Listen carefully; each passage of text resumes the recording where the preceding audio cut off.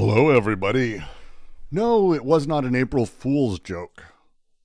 How would you think I would be so cruel to do an April Fool's joke? I'm not like a few others. We can talk about April Fools maybe at some point. But for now, we're here to talk about psychoanalysis and schizoanalysis and Deleuze and Guattari's Anti-Oedipus because... Thank you for joining us today. April 1st, the Deleuze and Guattari Quarantine Collective's ongoing reading 5 years in of the Anti-Oedipus by Deleuze and Guattari. We are, I don't know, at some point in the book, I feel like I should just give up. Page 312 is where I have us last, so I know we're at 313 today, the big-ass, massive paragraph.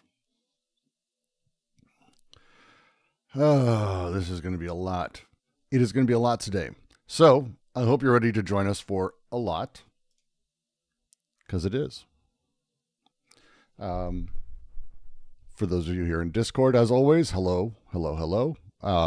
You are free to post and ask questions however you want in the text here. We are going to be generally on Tuesday schedules. I originally... Sunday and I were going to be doing the In the Fold daily. We decided, no, it's a little too much for us. We both kind of get too into the news. Like, it's emotional for us. I'm having a tough day because I read a story about a guy. The Trump administration has admitted that one of the guys they sent was a clerical error to CCOT. So that's that. So he's in CCOT for life. And they say they can't get him back. So, cool. And that's a lot to kind of deal with every day. I presumed I had the Constitution for it. I don't. I'm a theory nerd. I'm meant to be slightly distanced from these things. I think I can't. Like that, just reading all day has been just kind of too much. So, instead of reading every day, it's going to be Monday, Wednesdays, and Fridays for a couple hours instead of 2. And that means I get to do Anti-Oedipus on Tuesdays and enjoy myself a little bit because this, as odd as that is, this is my break and it feels great. We are page, as I said, 313. We've been spending time talking about the nature of how psychoanalysis and the autocritique that they've been leading really through this entire book is finally culminating as they start talking about schizoanalysis. And they're doing so as an evolution of psychoanalysis, using the critique of psychoanalysis within that. It's an extremely big deal as we sort of talk through these things and what it sort of means. So please, as we get going, again, ask questions. If you support what we're doing, please do. Super chats are wonderful. Memberships are great. Patreon.com/DGQC. If you want to join and support us on a monthly basis, always great. Cup of coffee there helps immensely. And the biggest way is, of course, joining us live on Tuesdays, or just at all in the Discord, discord.gg/DGQC. Shall we make an attempt to step forward into this morass? Before I get going, has anyone here got any questions from 3 days ago? I'd say last week because it's technically true, but since it was only 3 days ago, I feel like saying it's a bit of a dickhead move. So, if anyone's got anything, now would be the time to sort of ask before I plunge fucking ahead. And I will be plunging, to say the least. There, we'll move that over there.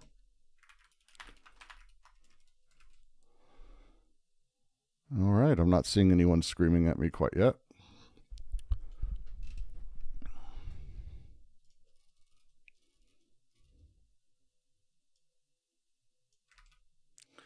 Fair enough. Off we go. Psychoanalysis states clearly that unconscious I should probably preface this. Okay. The critique of psychoanalysis we left off particularly last time was its self-referential nature, I think would be the phrasing. They use the term psychoanalysis index sui with no other reference than itself or the analytic situation.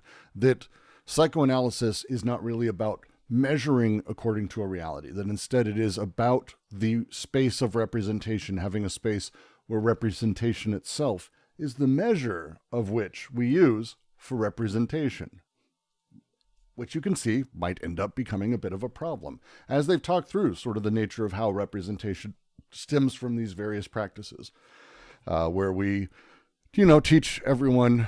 That's right. I need to share my Discord. Share my screen in Discord. Thank you for the reminder.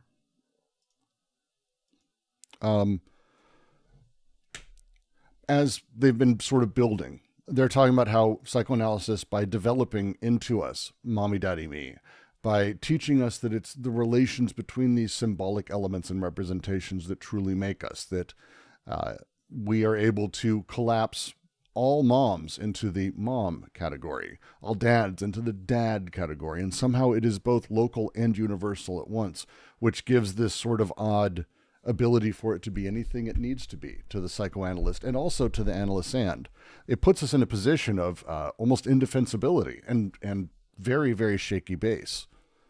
And so when we start talking about, well, what is it that's being seen inside of psychoanalysis, and not just psychoanalysis, but representation in general, which, again, it's not really about psychoanalysis. It's not even about therapy. This is a way of thought within capitalism that is reinforced. We need to start really reconsidering how representation plays. And that's what this paragraph is ultimately driving at. Now to continue. Psychoanalysis states clearly that unconscious representation can never be apprehended independently of the deformations, disguises, or displacements it undergoes. Unconscious representation, therefore, comprises essentially, by virtue of its own law, a represented that is displaced in relation to an agency in a constant state of displacement. But from this, two unwarranted conclusions are drawn: that this agency can be discovered by way of the displaced represented, and this precisely because this agency itself belongs to representation as a non-represented representative, or as a lack, quote, that juts out into the overfull of a representation, end quote. This results from the fact that displacement refers to very different movements. At times, the movement through which desiring production is continually, that desiring production is continually overcoming the limit, becoming deterritorialized, causing its flux to escape, going beyond the threshold of representation. At times, on the contrary, the movement through which the limit itself is displaced and now passes to the interior of the representation that performs the artificial reterritorializations of desire. As a small note, this is the growth and shift of how Oedipus functions. If you go through chapter 3 and you make your way through, this would be an annotation basically. This is the development of Oedipus, and this is them bringing all of that together. If the displacing agency can be concluded from the displaced, this is only true in the second sense, where molar representation is ordered around a representative that displaces the represented. But this is certainly not true in the first sense, where the molecular elements are continually passing through the links in the chain. We have seen in this perspective how the law of representation perverted the productive forces of the unconscious and induced in its very structure a false image that caught desire in its trap, the impossibility of concluding from the prohibition as to what is actually prohibited. Yes, Oedipus is indeed the displaced represented. Yes, castration is indeed the representative, the displacing agency, the signifier. But none of that constitutes an unconscious material, nor does any of it concern the productions of the unconscious. Oedipus, castration, the signifier, etc. exist at the crossroads of two operations of capture. One where repressive social production becomes replaced by beliefs. The other where repressed desiring production finds itself replaced by representations. To be sure, it is not psychoanalysis that makes us believe. Oedipus and castration are demanded, then demanded again, and these demands come from elsewhere and from deeper down. But psychoanalysis did find the following means, and fills the following function: causing beliefs to survive even after repudiation, causing those who no longer believe in anything to continue believing, reconstituting a private territory for them, a private Urstadt, a private capital, dreams as capital, as Freud said.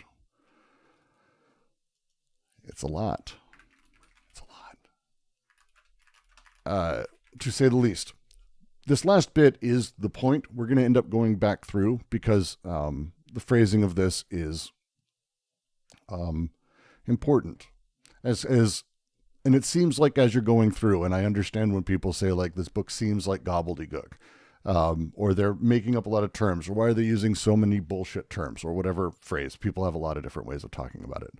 But that's not really what they're doing. They're actually very carefully using terms that are from psychoanalytic semiotics and other writers, notably Jacques Lacan, and I would say kind of actually Saussure and a whole bunch of others, to sort of talk through how the signifier, the represented or the representation appear and work for us, how it works within us. And as they're doing it, it feels gobbledygooky, and I totally get it. But the things they're doing are really particular. At the end here is the end point, and it'll help us understand when we go to the beginning. What psychoanalysis does is it causes beliefs to survive even after repudiation. Why is it there's a such thing as a cultural Christian? And it's a thing that there is like a cope, basically, for this fact. People who are, and we saw early on in like the Reddit atheist movement, you saw a huge number of people in that movement replaying the exact same things, believing in the exact same things, despite repudiating those very beliefs. They seem to still believe, despite not believing. And that's the thing that they're getting at here. The way that these representations operate, the way that they work, the material of them. It's not just as simple as saying, oh, well, look, this is gone, so I've replaced it with this, so it's a new representation. No, there's something much deeper happening here. There's deeper things happening across the board because we're talking about desiring production and how it impacts above. The same way that if you simply change, we change what a factory makes, for example, we switch it from widget 1 to widget 2, the factory still makes, but it still makes probably the same amount of money because it inputs the same amount of material, has the same amount of laborers. It's kind of the same fucking thing, even though the widget may be different. This productive process is still operant all the way through. People are still buying what they're buying and making their way through it that way. So when we are talking about these elements, it's important to be putting them in this type of positions. And that's the sort of point where they're going at. When we talk about the fundamentals of psychoanalysis, which they're very much talking about at hand here, from the very top of this paragraph, what we are making the assumption of in psychoanalysis is that we are able to, by analyzing symptoms, Lacan would come to call them symptoms, which is a slight variant, people's dreams, for example, which they reference at the end and the beginning here, and other manifestations, hallucinations, neurotic desires, or things that people imagine, this stuff that people are playing with, these unconscious representations, they're not able to be directly accessed. That at no point, there's no way you can just like call them up. These are interruptions. These are deep unconscious things that sort of erupt into it. They explode into it. They're only encountered, these things, through deformations, disguises, or displacements. This is sort of core psychoanalytic theory 101. When it's why, oh, you're having issues with your boss. Tell me about your father. Because it's not that you're having issues with your father. Because it's not, we don't ever deal with these things direct. They're symbolic. They're representations of them. There's stuff happening underneath. Estelle, you're clicking in a lot, just letting you know. Unless you have a thing to say. Oh, well, Please. Or, for example, dream analysis as a thing. Yes, very much. It's the unconscious manifesting itself through dreams, slips, symptoms, and other transformed expressions.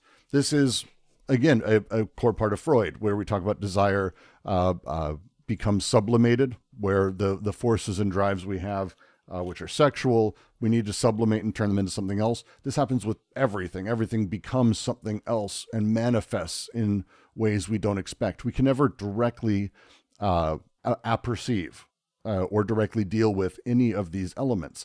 Unconscious representations are necessarily unconscious. Now, this process of displacement, which makes sense on its face, I kind of get that, but they make mistakes by this, and they say two undeserved sort of things. The unwarranted conclusions is how they phrase it in the paragraph. The first is that we can discover the displacing agency by examining the displaced represented.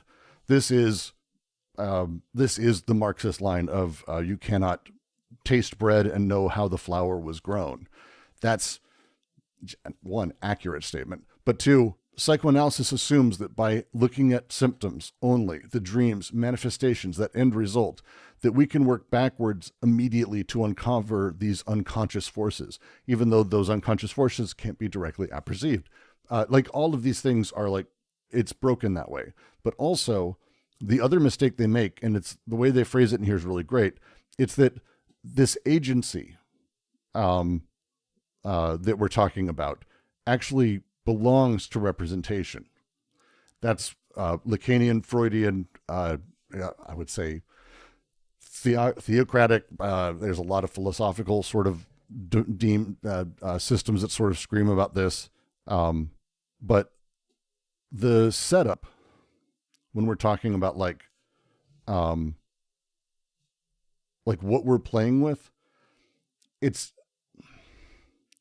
the idea that the unconscious itself operates through a non-represented representative, or as lack within representation itself, keeps the unconscious in the representational framework. By us accepting that and going down that road, we accede, we allow the unconscious and agency itself to be part of representation. We're basically acceding to the entire system being within representation itself. And so as such, it kind of gives us really a weird double set of movements. The first is the productive displacement, as they phrase it here. This is where the phrasing that they have, 1 second. I want to make sure I get this exactly right in the page.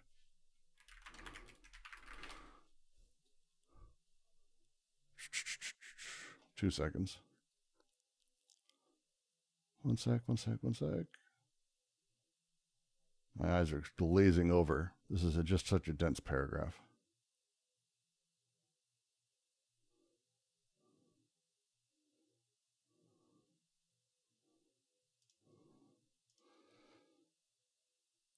Similar representation organized around the displaced represented.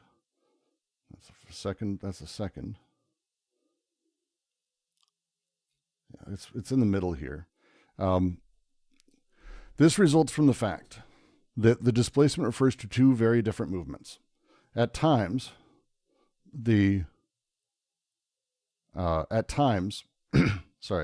movement through which desiring production is continually overcoming the limit, becoming deterritorialized, causing its flux to escape, going beyond the threshold of representation. This is what we might call productive displacement. This is where the movement of desiring production sort of is continually exceeding and escaping. This is creative, productive forces of desire that can't be contained in representational structures. This is seen in a lot of different ways in psychoanalysis, but this is that side. Then they have the second sense. At times, on the contrary, the movement through which the limit itself is displaced now passes to the interior of the representation that performs the artificial reterritorializations of desire. This is how representation itself maintains control of desire by shifting its own parameters. Representation's funny. Let's talk about what is a woman. It's my favorite version of this, and I will continually keep going back to it. Because when we talk about the symbol of woman, we have kind of a lot of different ways of going about it. And we have the same two kind of movements. There's times where the forces and desire around the representation, evoked by the representation or even within it, good lipstick, good curves, nice dress, feminine hair, whatever it may be, that's kind of what is a woman. But parts of that attract and push and explode outside of it. This becomes that sort of odd way that we find ourselves exceeding the limits of representation of what a woman is. Desire does. And that's, it's uncomfortable because it's outside of representation. But also, there's the second movement that goes with it. That second movement actually expands what it means to be a woman in order to entrap them or to allow those excesses. This is the nature of representation. It can become the shape it needs to be in order to maintain its stability as a symbol, as a structure, as a way that desire is able to be socially invested. Representation can do what it needs to do to midget around. Boo, boo, boo. What is a gamer? You want to talk about how that's changed in my fucking lifetime in extraordinary ways. How about a nerd? How about mom? How about dad? How about family? How about white, black? How about races? How about pick a representation? And you can see this same movement. There's the movement through which desiring production, the drives that we have, are continually overcoming limits, becoming deterritorialized, causing the flux to escape beyond the threshold of representation. This is happening with all representation all the time. And then on the other times, on the contrary, the movement through which the limit itself is displaced and passes to the interior of the representation that performs the artificial reterritorializations of desire. It maintains its own consistency. And these two movements, ultimately, psychoanalysis sort of sees them, but fucks them up because it confuses them. It confuses that second type of displacement, that recapturing for the first. Psychoanalysis sees recapturing that second movement as the actual productive work of desire, that it's coming towards a better truth, a more internal reality, whatever you want to phrase it as. We do a lot of this shit. Desire breaks the thing, and then as it's rebuilt, we go, well, we've got closer to the truth, closer to the reality of the thing. We like to say that. We feel that. It's a platonic almost. If we want to talk about a platonic representation, this isn't exactly wildly far off. We have the idealized categories of things that desire finds ways to break, and all of us have done this. Even children do this. When you're super high, you fucking do this. And then you find a way to justify either expanding or shifting that edge so it recaptures.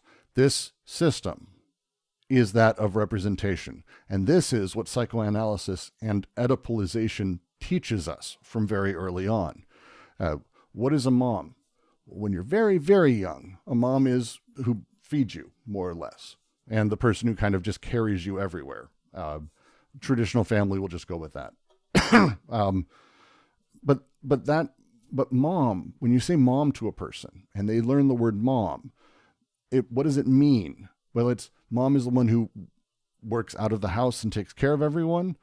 Well, that sort of changes when she goes and gets a job. But that can't be a thing. It expands, contracts, expands, contracts. Mom doesn't necessarily mean that. Mom means these fuzzy little weird edges that we're never quite able to sort of nail down. And every time we think we can or we exceed them, it pulls back. It exceeds, pulls back, exceeds, pulls back. And this displaced edge, this weird thing becomes actually the creation of the false image of desire itself. And this is where they're talking about sort of the perversion of productive forces of the unconscious. We have seen in this perspective how the law of representation, perverted by the productive forces of the unconscious and induced in its very structure a false image that caught desire in its trap, the impossibility of concluding from the prohibition as to what was prohibited. The prohibition they use the example of incest throughout chapter 3 for a good reason. There wasn't really a prohibition against incest. And we don't really have a prohibition against incest. That's not really what's going on. But there's an image created. From that image, we presume what is desired. We make the presumption based on our own prohibition, despite having no concept of what the thing was, what the productive forces were behind it. This framework, as it is, builds false desire. It builds the false space of representation, which traps desire and ultimately makes it impossible to distinguish between that which is actually prohibited and what merely appears or has the edges of prohibition, right? Because of how representation structures our understanding of itself. Because this process is not static. All the way through the book, and it's an important major sort of thing to remember, is that none of these things that they're talking about sort of stop. These are, everything is consistently generative, procedural, programmatic, and constantly producing. So it's not so much that like, oh, now I've got the image. Okay. No, it's constantly ever becoming. You're always caught in that process. That's where your subjectivity basically exists. And this is their critique of beliefs, because when you have a belief, do you ever really believe it? Yeah, like, what do you really believe? Like, how does that work? And when I prove something wrong, and people do this, like we like to make jokes about how people never change, but they do. You can have an extraordinary life experience or even a small comment that completely shatters your worldview and shifts how you view everything. But is it that you're getting rid of all of the old stuff? Or is it more like how Nietzsche said, God is dead, and here we are walking amongst his shadow. We must scrub the world free of it, because we still are stuck with those ways of thinking. That's what the original God is dead quote is supposed to be about, that the dichotomy of mind and soul and all this awful shit that religion left with us. God may be dead, but his corpse, we are still within. And that's the thing. Even after we've repudiated beliefs, even after we've said, well, of course I don't believe in that. Of course, that'd be silly. It would be silly for me to believe in such childish things. I don't believe in Santa Claus. But how many people equate being a good boy with getting presents? Right? Like, this, granted, maybe just Western, but that's a real thing. How many people don't believe in Santa Claus, but believe people who have a lot of things have been good, and that's why God gave them that, or that the world paid back that kind of karma? That you may have repudiated the beliefs, but you still have the believing inside of you. You still continue to believe. This private territory that's been reconstructed and reconstituted within you, which they're talking about here. This is that last little bit that happens. As you get rid of belief is almost the social category of it. We all talk about we can at least talk about Santa Claus, but as soon as we've made it personal, I can't really discuss that with anyone. I can't really talk about those beliefs. Instead, I don't have to. I don't have to explain any of them. I just believe the way I do. And it's this disparate, odd, symbolic sort of mess that kind of is fucked up as a thing. That's the private Urstaat, the private state, the laws within ourselves that we sort of put in place. Private capital, they use it at the end here, like a dream. The critique that psychoanalysis ultimately is, far from liberating desire, is doing quite the opposite. It and the systems that it's taught ultimately are about actually recapturing desire in a structure that mirrors the logic of late capitalism, or capitalism in general, I should say. And so when we talk generally through all of this, that's the thing they're pushing at. And it's an important sort of process that they go through this. This is built out very carefully in chapters 2 and 3, but this is them crushing it all together. So it is dense, but that's the idea. Questions on this, please. Isn't the distinction here between essentially believing in the ongoing sameness or consistency or self-identity of what it is that one's believing in, whereas in fact what one is assuming to be fixed in its consistency is not. You're gonna have to Isn't say that one more. that really- Sorry, you're gonna have to say it one more time for me. Oh, okay. So, let's see. No, I know it's. By the way, good. Thanks for coming back, Josh. This is always good to have you. It's a lot. This paragraph, and from here, there's a reason I make jokes that like the last chapter of the book takes 6 months, because it has in the past. We can burn through a lot of the other stuff. Seems complicated, and it really, really is. But once you start getting to where they're weaving these things together, the nuances are actually the thing, and so you end up spending a lot of time on it. So please ask again. I want to make sure I get exactly right. Okay, so what I'm thinking here is that what they're, as you said, things are continually changing. They're differentiating with respect to themselves. So the underlying, field, if you will, certainly the molecular, understanding it from a molecular dimension, is continually, with respect to itself, changing. And so isn't the essence of, say, kind of the fascistic impulse, if you want to call it that, that one believes or is caught sort of by the illusion or the mirage, the surface effect, that what in fact is continually changing is self-consistent, is self-identical, is remaining the same. So it's that belief in the sameness which does the damage, which is the essence of the fascist kind of, impulse. If I may, I'm going to read a little bit of Holland here, because I think it'll help. If you don't have it, the guide is in everywhere. I would re-upload it again to the DGQC, but I think we've uploaded it like 4,000 times. But it's Eugene Holland's Anti-Oedipus guide, page 85. He's talking in this last bit, he's going through social production, but he's talking about this last thing, this, as he calls it, the pacification of desire, this last step. To just read a little bit.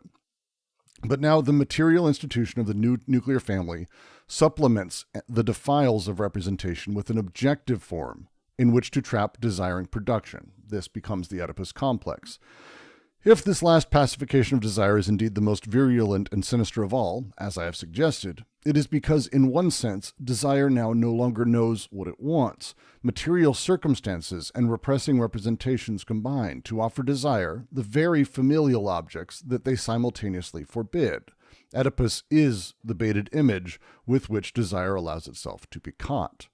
What is more, the death instinct, which first arose under despotism, if you remember despotism, the threat of death that's constantly there, the drive of death, becomes even more pervasive. Instead of hovering over everyone as a distant threat from a despot, death now becomes imminent to everyday existence, which harbors the omnipresent threat of having insufficient money to secure food and shelter. This omnipresent threat, that is, of losing one's job, and thus losing one's market access to life. This market-based form of the death instinct, like the other elements of capitalist asceticism, is reflected and reinforced by the dynamics of the nuclear family. With parental love functioning as money, children effectively become isolated from other sources of nourishment and protection. If they forfeit parental love, they break the laws of the father, they lose access to the mother, and they will perish. Under these sets of conditions, the death instinct compels desire to become increasingly pacified and reactive, desiring another's desire, and now the bosses, the fathers, the despots, the states. In another and more important sense, however, desire always desires what it desires, partial object relations, even when it does not know what it desires or it believes otherwise, as when, under determinate conditions, the institutionalized representative of desire is incest with whole object persons. Then he quotes AO. The disparity between desiring production and its institutional representation under capitalism is all the greater in that, while the family operates within a person, capitalist social production operates by decoding and axiomatic conjunctions.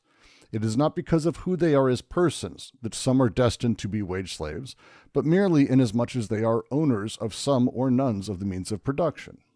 With decoding operating at full throttle in society at large, which we will see, desire becomes freed from codification and depersonalized. The family, by contrast, becomes the locus, not the only one, of recording and the personification of the impersonation of desire.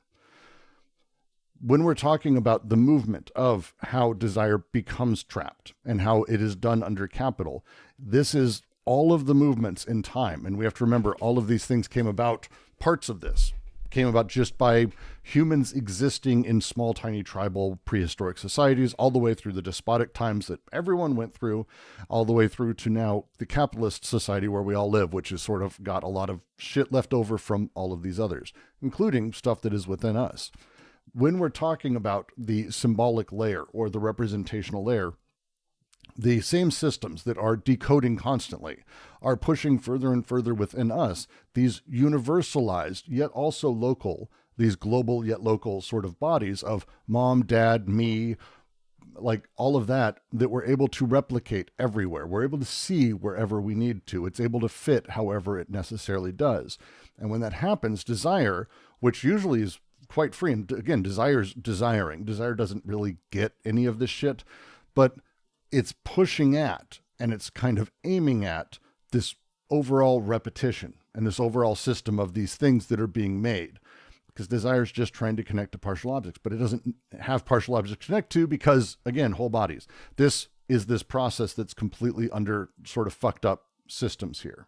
So when we talk about the displaced represented and all of these things, at the very end, it's why I kind of started with that last note where he says, to be sure, it is not psychoanalysis that makes us believe. Oedipus and castration are demanded, then demanded again, and these demands come from elsewhere and from deeper down. Oedipus and castration are demanded, and demanded again and demanded again. This is from deeper. The castration, the desire, because we have become reactive. We've been taught that if don't obey father, you don't get to stay around and have food. You don't get to have a shelter. Don't obey the boss. You don't get to have food. You don't get to have shelter. Like there is this die if you don't properly Oedipalize or properly align yourself with the system. And desire is not ignorant of the world. It just doesn't care. So as desire is sort of just bursting out and constantly trying to connect to, it's trapped by these very images. It's trapped by these Oedipalized images and then also the castration that is sort of pushing it back. It's just going. Desire doesn't know what it's connecting to. It's just connecting. And that stuff that it's connecting to, that pull, that push, that drive is that thing deeper down that's driving for this. This is how men come to demand their own repression. This is, I demand more taxes, less bread.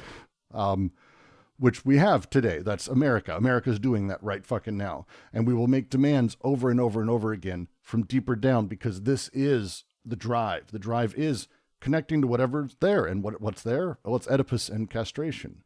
And it's not that psychoanalysis did this, but it's instead that this is the nature of how representational thought works. And the last line, but psychoanalysis did find the following means and fills the following function. It causes beliefs to survive even after repudiation, causing those who no longer believe in anything to continue believing. As belief is destroyed, myth and tragedy, and it is consistently in capital.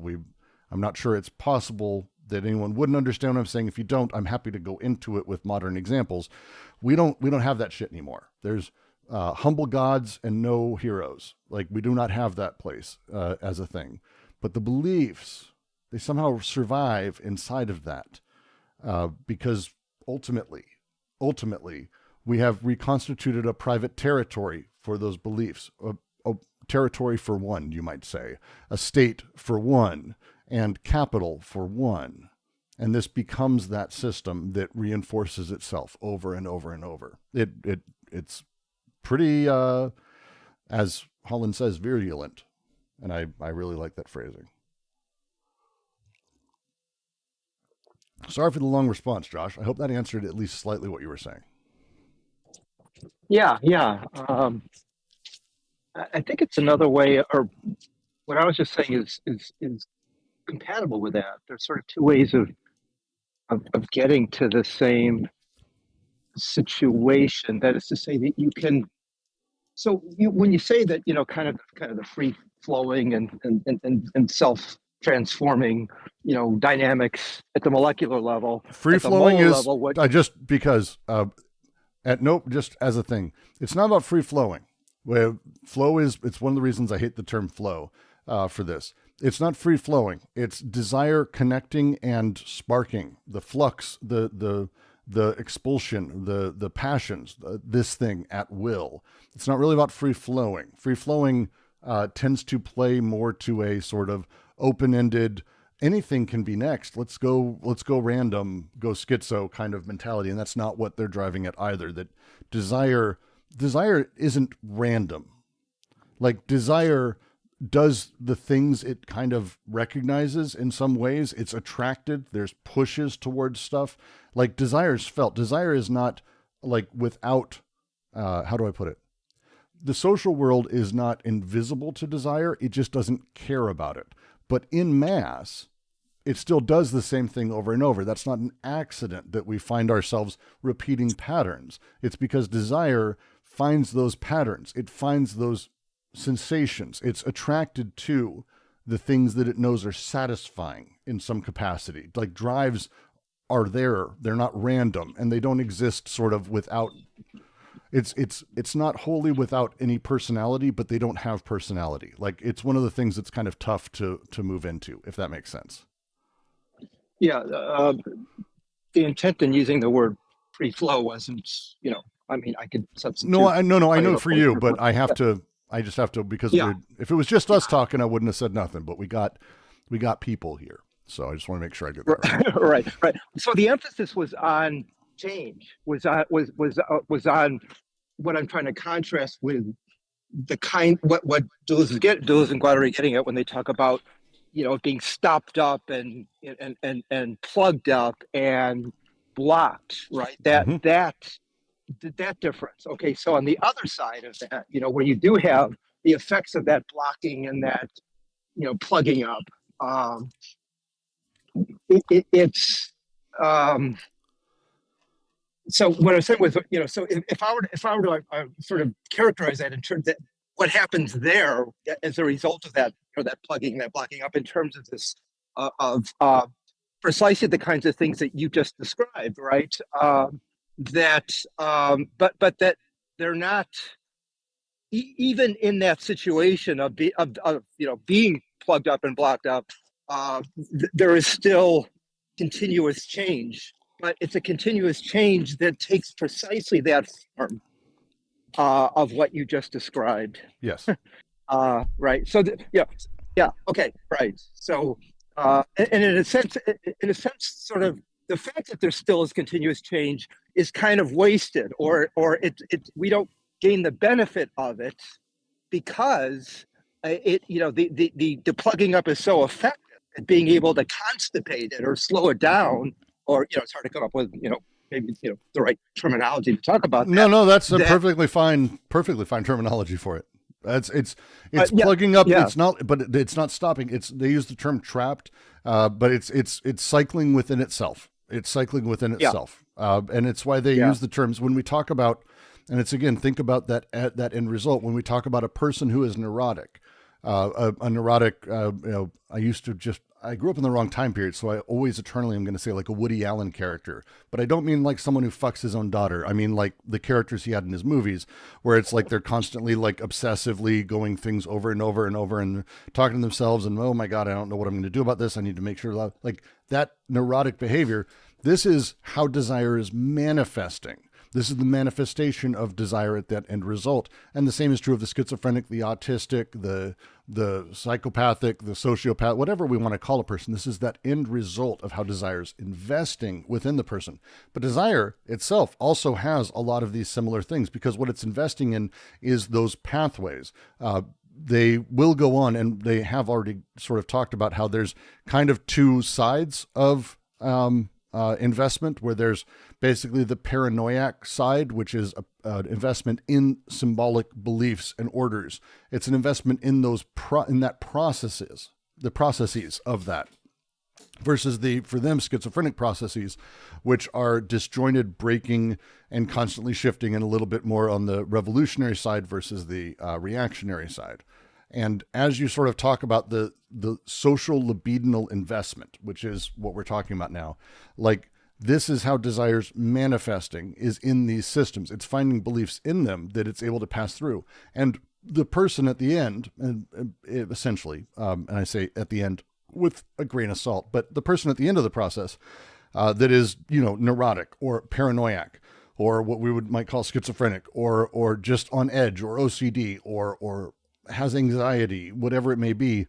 This is the collection of all of the desiring machines and their investments performing effectively, like actually what the end result is, constantly interacting with that world and the processes that make them. And so when we talk about these investments and how they're sort of done, the reason that this move they're making is important is because psychoanalysis is very much about, hey, the unconscious, we just can't touch. Like, beneath there, look, we don't know. We can only guess it by going to the end and then working our way backwards. And they're like, wait, but you're trying to guess like symbols and like whole bodies and things that are in the unconscious from those final results. Couldn't we instead talk about the intensities of those final results, how they're being made, how they're being felt, and work backwards to find how desire is being invested socially instead? Because rather than saying, oh, we have one side and the other side we can't know, we can kind of work backwards. Well, what if it's all the same side? And that's kind of their point. The molecular and molar aren't two sides of a coin. They're at once the same thing, imminently at once the same thing. And the difficulty in sort of making that move, one, it doesn't work for psychoanalysis in general, because psychoanalysis, again, plays with the necessity of having an unknown unconscious or subconscious or lizard brain or whatever wording you sort of want to deal with. But again, for schizoanalysis, as we'll come to see, the division between molar and molecular is not about the division between individual and society. That's not the setup. Molar and molecular both coexist on the body without organs. They're often, I think the term they use is imbricated within one another, because the smaller patterns that we do every single day, and you can kind of, again, this is a simplified version, but the small little things you do every day in mass, if all of us do those things, we see larger patterns grow out of them that become larger social machines. These things that are happening individually and the things that are happening socially, they're not two sides of a coin. They are the same thing at large. And the same is true of desiring production to social production. It's not that they're two sides of a coin. It's that this shit's happening in desire, and here's this other side, and it's happening imminently to each other. It's not a chain of cause and effect over time that we see this other thing show up. And if we can only go back in time to the right time, that's not the setup. At least it's not the setup for these guys. And that's not the push. And that's why these lines are really important. They're going to be making a lot of moves right here, because we're going to be talking about the destructions of symbolic in the next paragraph. That's really what this next one is about, and sort of doing away with those things. And it goes back to Reich, which is kind of fun, at least. But this is the sort of setup they're trying to lay bare for us so we can move forward and continue to sort of grow this other system and how it operates. If that makes sense. Does that make sense, Josh? Yeah. And just because it kind of reminds me of how, that tendency, that longstanding tendency to sort of, assume this dualism between, for example, the subjective and the objective, right? And then attempt to circumvent it or to solve it by taking the objective or the physical as the ground, and then using that to explain the subjective also. So you take a product that one has never fully understood in terms of its origin, and then use that as a basis of your explanation for everything. And in a certain way, that's Deleuze is looking at, is critiquing that I mean, the dualisms that he's looking at in that, persist in Freud are still at kind of at that level of well, Yes. there are a number of dualisms, right? Between the subjective and the objective, between the personal, the individual, and the social, right? Between the libido and also on the social. Yeah. Yeah. Yes. Love that. Does anyone else have another question on this? Because I'd love to move to the next paragraph. For this, if you're having trouble following, which is perfectly fine, go back and go through the paralogisms. And then if you've kind of got that, chapter 3, where they talk about the development of Oedipus and the steps of it through the different types of social production, the different socii that have existed. That's really where a lot of this comes from, because again, we need to remember we aren't simply born into a vacuum. We're born into a time where not only have people existed, but people have raised those people. There's a line a lot you see online where people are like, of course, my mom knows how to push my buttons. She installed them. And it's like a cute line. But you have to remember, someone did that to your mom too. And her mom and her mom and her mom and her mom and her mom and her mom and her mom and her mom and her mom, and go back fucking 2,000 or 3,000 years. The way that people exist is only through this. And it's not, again, none of this is divorced. It's the reason that a lot of this, when they talk about this, comes from the social place. And it's a big deal for them that it comes from a social place. And we talk about these not as separate, because the nature of social existence, when a people or a culture exist, the downward pressure that exerts on specific, not just desiring machines, but individuals and people and families and areas of town or whatever, it distributes and places all of these things in position, then people in those spaces feel that pressure and are obedient, more or less, and do the thing that is enabled within there. But at the same time, the social system at large that does that is also made by the people doing that. This isn't a cause and effect play where we're like, oh, we blame society, or we go, oh, we blame the people. It's like, no, they come at once. And together, these things are constantly co-forming the material of reality with us. That's the thing to remember. So as much as we'd love to say, fuck all the rich people, and it's fun to do, I mean, granted, the reality is, like, they were born into this. And this isn't saying forgive them. This isn't that shit. I'm just saying, if you're going to have a meaningful understanding of how society operates, you need to understand that all people are born into their material conditions, and the material conditions are born into them. It's the only way you'll be able to fix it. Otherwise, what are you going to do? Get rid of all the rich people and make sure that you just have new ones? That'll go well. Ask France. Oh, wait, we are. That's where this book comes from. All right, next paragraph.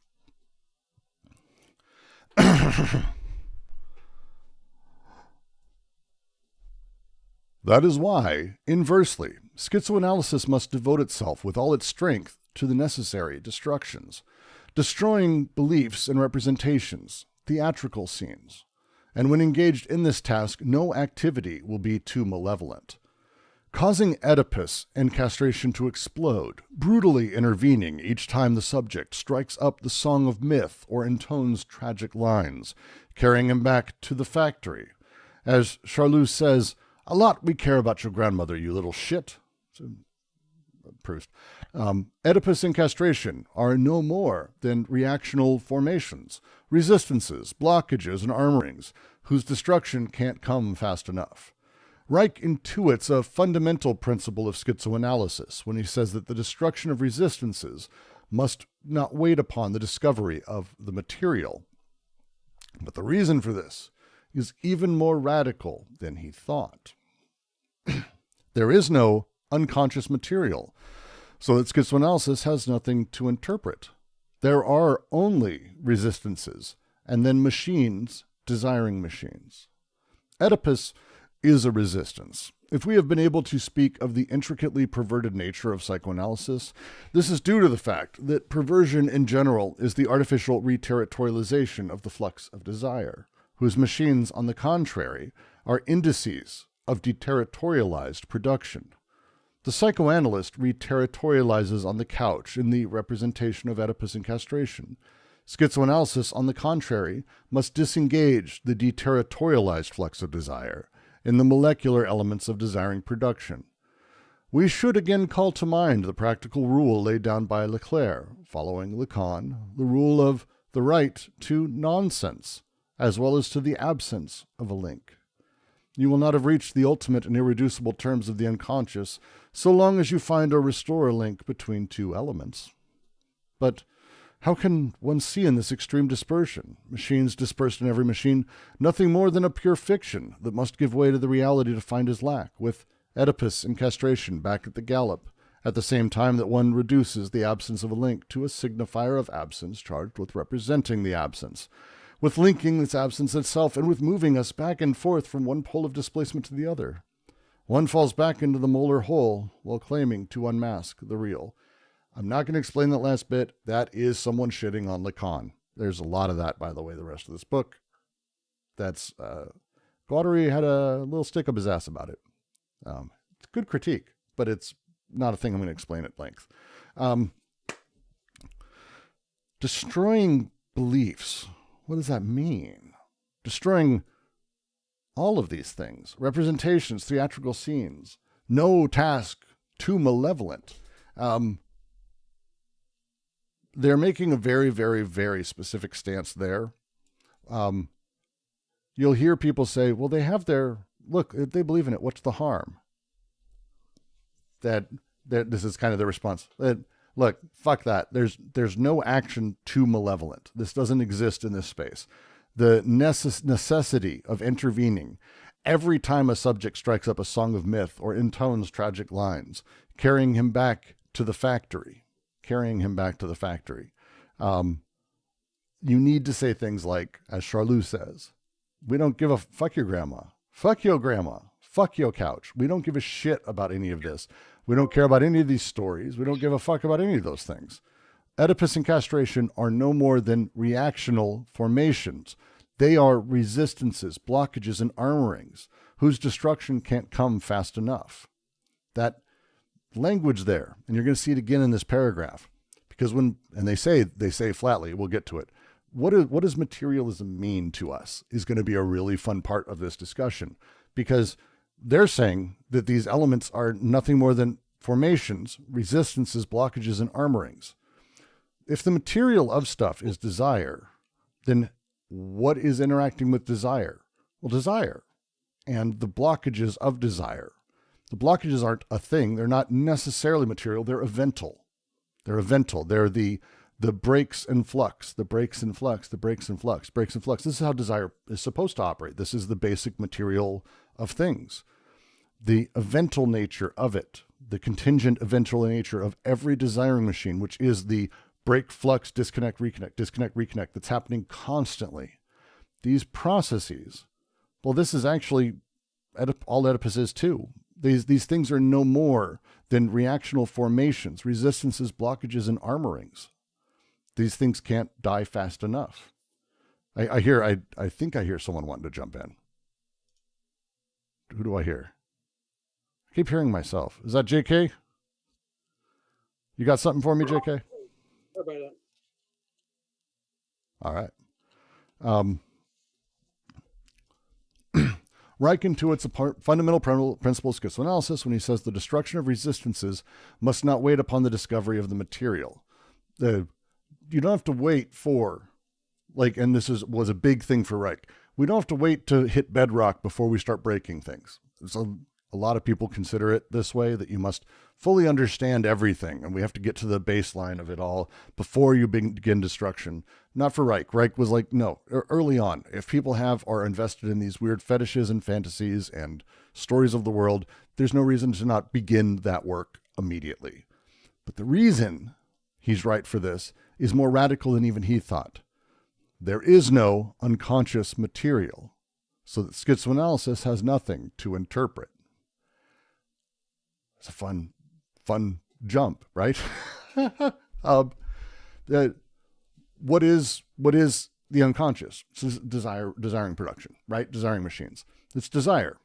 But there isn't they don't mean that there are actual machines. like that there's gears and shit, just that there's desire interacting with desire.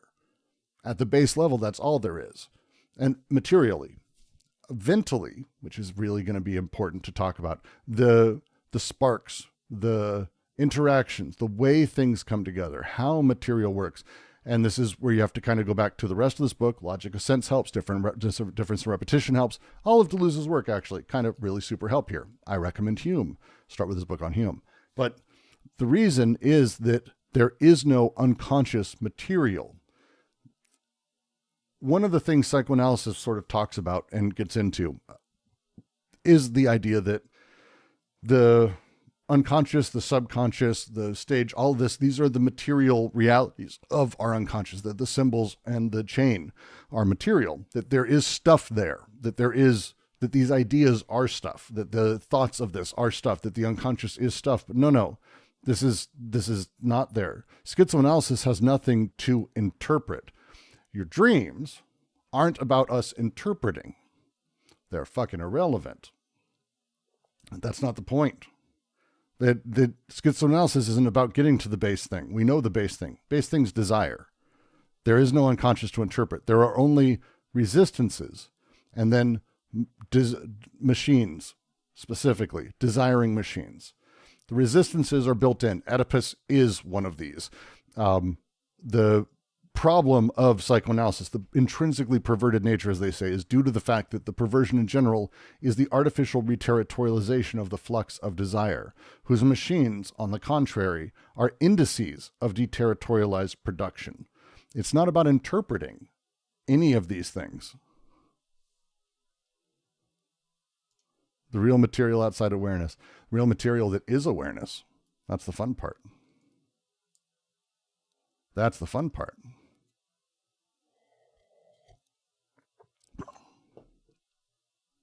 Please, jump in. Is that the idea of the not being unconscious? Mean that they disagree with Bergson's notion of the unconscious? I would have to say that they evolve it. I'm not sure that they directly contradict it. I think they evolve it. Okay. So it's more like Spinoza, right? Yes, much more. Much more. Yeah, because for Bergson, there are these memories that emanate from the unconscious, or are they? I mean, at least Bergson makes that distinction, but that there is a conscious and unconscious. He's playing closer to Freud. I mean, again, it's a time frame thing for him. But he's playing closer to Freud and trying to sort of build up. The thing that they're doing is they're really pulling off of, I mean, honestly, they're pulling off of Rie here. We have a Rie reading I recommend very much, because when we talk of desire and desiring pathways, we tend to, because we are kind of stuck in representational thinking, consider desiring pathways as being like roads or pipes or like material. And what our job then is, as people read this book, they tend to think, oh, our job then is to actually go and figure out how those pipes are connected and refit those pipes. But it's like, how, what? No. There's not stuff there, not in that sense. There's not a interpretation process that has to be where we're divining or working our way backwards. You're able to very quickly see where a person is invested in the structural realities of things. When I say realities, I'm putting it in quotes. And the stories and narratives that they're invested in, the transcendent elements of things, the representational elements of things. And as you work to break these things down within yourself, within others, whatever it may be, you'll actually find that desire, like you'll find things to replace them. You'll find systems to replace them. And so it's not so much about replacing them or finding a healthier way to do it. It's about the destruction of it. So desire's not basically entombed inside of these reactive repressive mechanisms or repetitive systems that are sort of laid over and over and over, if that makes sense. I'm not sure it does, JK. Did that help at all? I think so. Yeah, yeah. So so their kind of understanding of a desire is something like Bergson's vitalism. That Yes, very much. there is no, there is nothing. It's not emanating from the unconscious, but it's just it's there all the time. Yes, I think that's a good. That's a very. I think that's a pretty good. Yeah, I think that's a pretty good way to interpret it. Because again, the language here, and it's the important move. Is Alice? Let's go back to just my favorite passage, Logic of Sense. Logic of Sense 1, the first fucking series. Alice becomes larger. Is Alice becoming larger? Like, can she actually do that? Is there? Show me a picture. It's the old Mitch Hedberg line. Someone showed me a picture and said, "Hey, here's a picture of me when I was younger." Fuck you. That's every picture is a picture of you when you were younger. Well, here's a picture of me when I was older. How the fuck did you do that? Like, there's never a photo of someone becoming larger. The only way that we're able to even conceptualize or know of that is the comparison of two states, which we have to hold simultaneously in our mind, as well as their current position and where they've been. So we kind of create a vector, but at no point is a person actually becoming larger. That's not a thing. That's not a, bodies don't become larger. They're larger than they were, smaller than they will be. That's what things are. And that also, again, doesn't really give rise to how we understand the world, nor does it help us. But that's how, language is stuck in it. Representation gets stuck in these ways because we're continually fucked. But desire works a lot like this too, because at no point is desire machining. Like, that's not really the setup. It's happening implicitly, consistently, constantly, imminently. Desire is connecting, disconnecting, and conjuncting. And these things, these processes that are bubbling up is constant, is always. The way that we classify these or how we talk about them is, again, this evental nature, the way that we talk about Alice becoming. We talk about desire reacting. We talk about desire being blocked. There isn't actual blockages. It's not like we actually have a neutralizing desire or a block of clay that shows up within. It's the blocking of desire is instead that it's sort of channeled. It moves differently. It's attracted in a different direction, and it plays in this other attracted space because it's an affirming process, not a negating process. It's creating the channels with which, just like water, a stream that slowly wears down the sand until everything gives way. This is desire does this too. It's constantly etching and going in circles.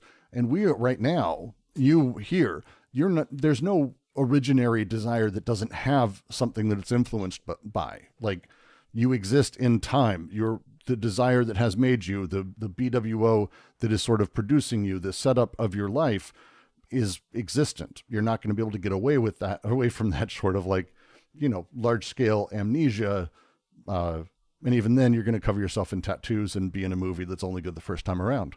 So, like, that thing still is stuck. Those processes, that surface of recording. And so desire isn't like a thing to interpret. Oh, yes, desire is circling in this very particular way. That must mean that you actually wish you were. No. Resistances are added because of the process of how desire is sort of channeled over and over as we grow. And these repetitions of things and these,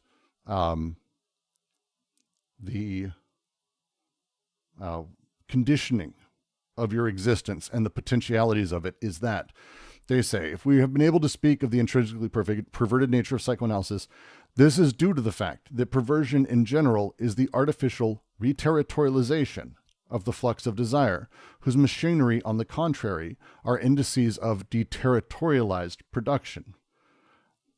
Which is, there's a lot that's sort of said here, but the thing that's happening, like Oedipal resistance and how these things sort of play, this is the material of things, which is desire, but it's not turning it into something before we enact it or we've got other things. Desire's doing desire's things. So schizoanalysis has nothing to interpret. The general way that we've always considered our unconscious or thinking about ourselves, or, and I mean, I want to say for thousands of years, like fucking Plato and even some of the pre-Socratics, is playing into that we have this sort of hermeneutic tradition of pulling out what is truly being said, what is truly being wondered, what the person truly is doing, this thing. But that's not it. The unconscious itself is instead a factory. It's factories of desiring production that are continually generating new connections. It's not a repository of repressed content that's awaiting interpretation based on various signals. Yeah, indices infringement includes, real quick, JK, indices. Go ahead, JK, and then mute up. Yeah. Could you, can we think of the desire as the molecular, and that the representations are the molar, and that there's an interaction between them? And that's what in psychoanalysis and so forth, that depends on these molar constructs, and that that trap or obstacles to the molecular movement. So probably not. So when we talk, if you can mute, sorry. So representation isn't the molar necessarily. Again, this is a very different way of considering the unconscious and the conscious and how we interact. Like, so all of these things, the words don't map one to one. Like if we go from psychoanalysis under Lacan to schizoanalysis, you're not going to find like terms that pass over nicely. So representation, as they're talking about it, is the nature of how desire becomes ultimately how desire, and this is true under any socius, how desire, when repeated channels are made, when the body without organs as it exists, and that recording surface happens, and like the grooves on a record gets deeper, or a river, the Grand Canyon, however you want to phrase it, as desire sort of erodes and creates that repetition, it will continue that repetition. And the nature of representation is how we have considered desire, because there's a way to go. Desire, we can kind of go, I don't want to say beyond, but the interactions of desire and how we find meaning and how we're able to find nonsense in things and how the productive processes that enable us to view things. This way that we look back on ourselves, this is where representation plays. We look back on things and go, I guess that's what a mom is, a dad is, a man, philosophy, YouTube, whatever it is. These representations build their own systems and we play within them. Desire's immediately invested in them. And it's all wordplay. That's not denigrating it. It's incredibly powerful, but it is this odd wordplay. It isn't molar necessarily. Desire at large, in large aggregates, is molar. There are representations where this is the case, where there are social machines. But again, this is a thing that happens to the molecular is captured in desire at a molecular level is captured in representation as much. So they're not quite mapping on one-to-one there. It's where repression sort of appears. The next paragraph actually, I think, is going to be getting into, I want to say exactly that. So I'm going to say, put a pin in it and we'll ask again. And you can tell me if I'm fully full of shit or if I need to explain more.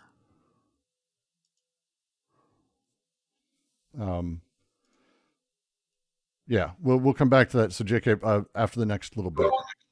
Okay, thanks. Someone in chat asked what my background is in math. I don't have a background in anything. It's just easier that way. Who wants a background? So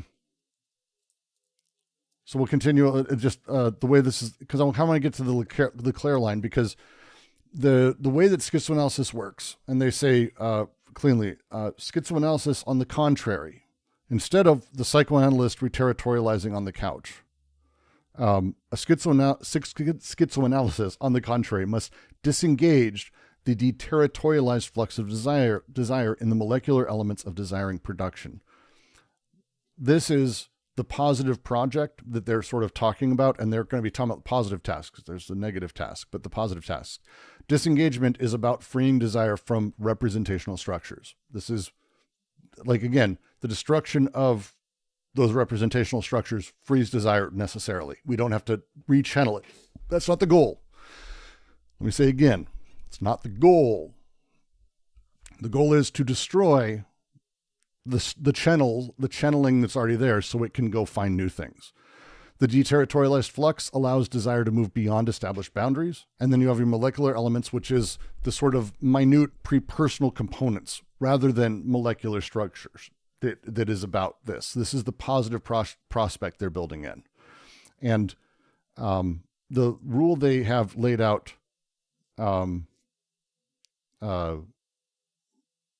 Leclerc, there's a right to nonsense, which the absence of a link is the phrasing here. But nonsense, if you haven't read Logic of Sense, nonsense is like super important to Deleuze and super important to his project, and also Guattari's project as well, Nonsense.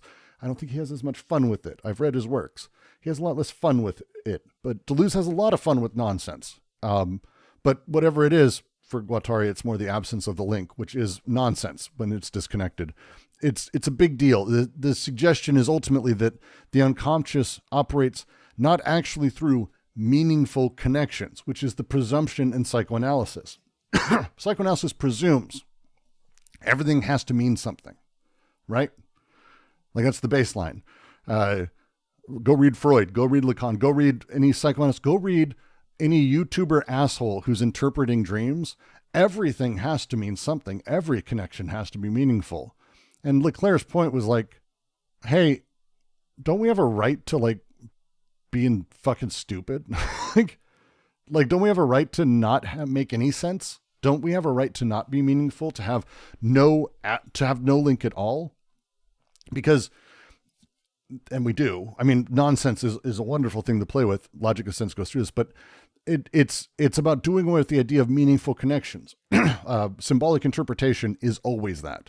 But instead that disconnected automated production, the autonomous desiring machine, is actually what's really happening here. These actual unconscious elements of desiring production aren't really incorporated in meaningful choice. That's not what they do. They don't like, wow, why do all these people vote against their own best interest?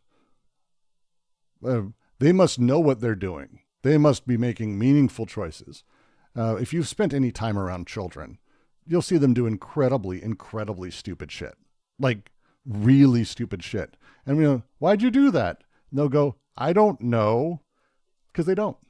Because they fucking don't. Because, by the way, they haven't tricked themselves yet. Eventually we teach them that they did know what they were doing, even though they didn't. But like, we don't have meaningful change. That's not actually how it works. We work all of the rest of it into everything. We work all the rest of it into everything. It's what we do.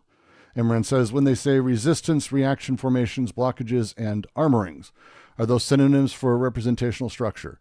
They are synonyms for what representational structure does and how they can kind of be spotted. Again, think of it as a ventil where you have electricity going through things. And if there's areas of electricity that are not flowing as cleanly, it's not that it means anything. It just means that there's blockages. It means there's resistances. Those are not really themselves meaningful, and they aren't necessarily always going to be meaningful. You have no idea why anything is there, and nor should you pretend to. But representational structures, they necessarily are built of blockages. So again, don't work from the bottom up. Realize from the top down that representational structures are those. They are those. Doesn't mean they're all bad. Not as a thing. They don't have to be bad. They can be very good for you. It doesn't matter as a person because it's not about you. It's about desire. It's about how desire is sort of reigned and played with. Right? Does that make sense? So are you saying that we have no really control over our actions, really, but we develop a kind of a subjective agency that thinks that we have control? But ultimately, it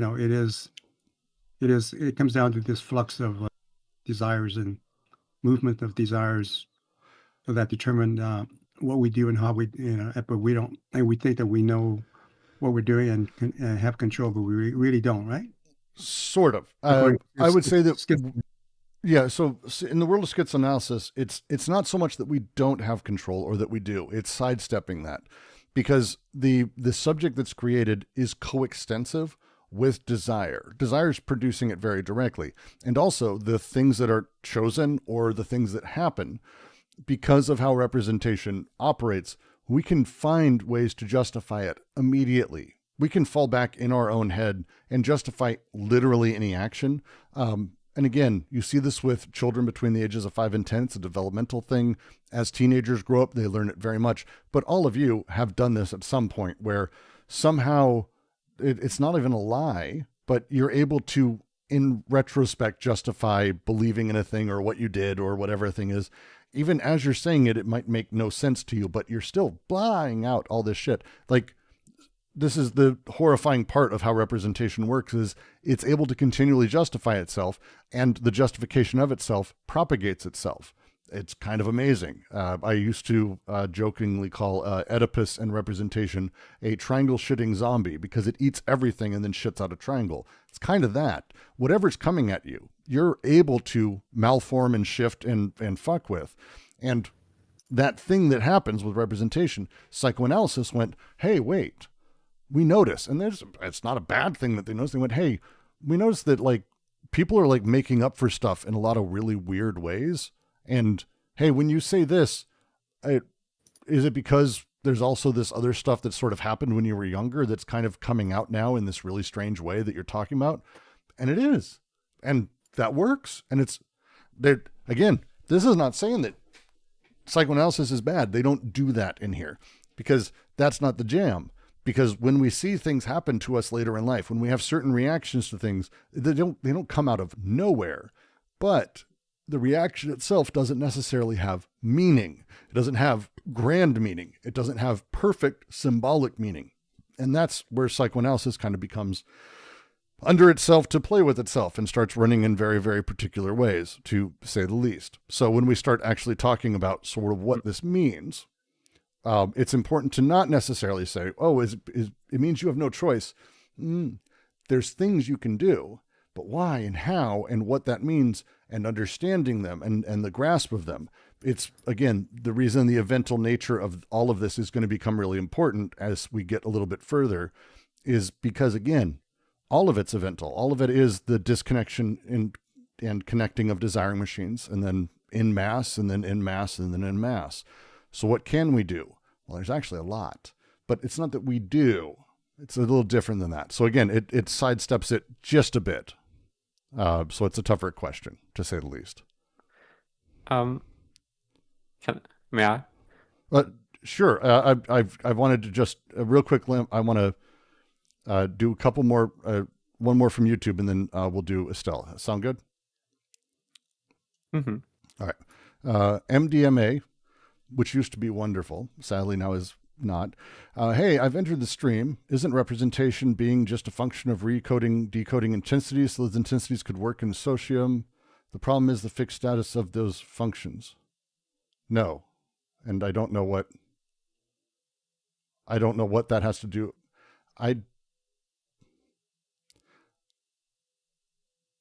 I've got a lot of questions about this.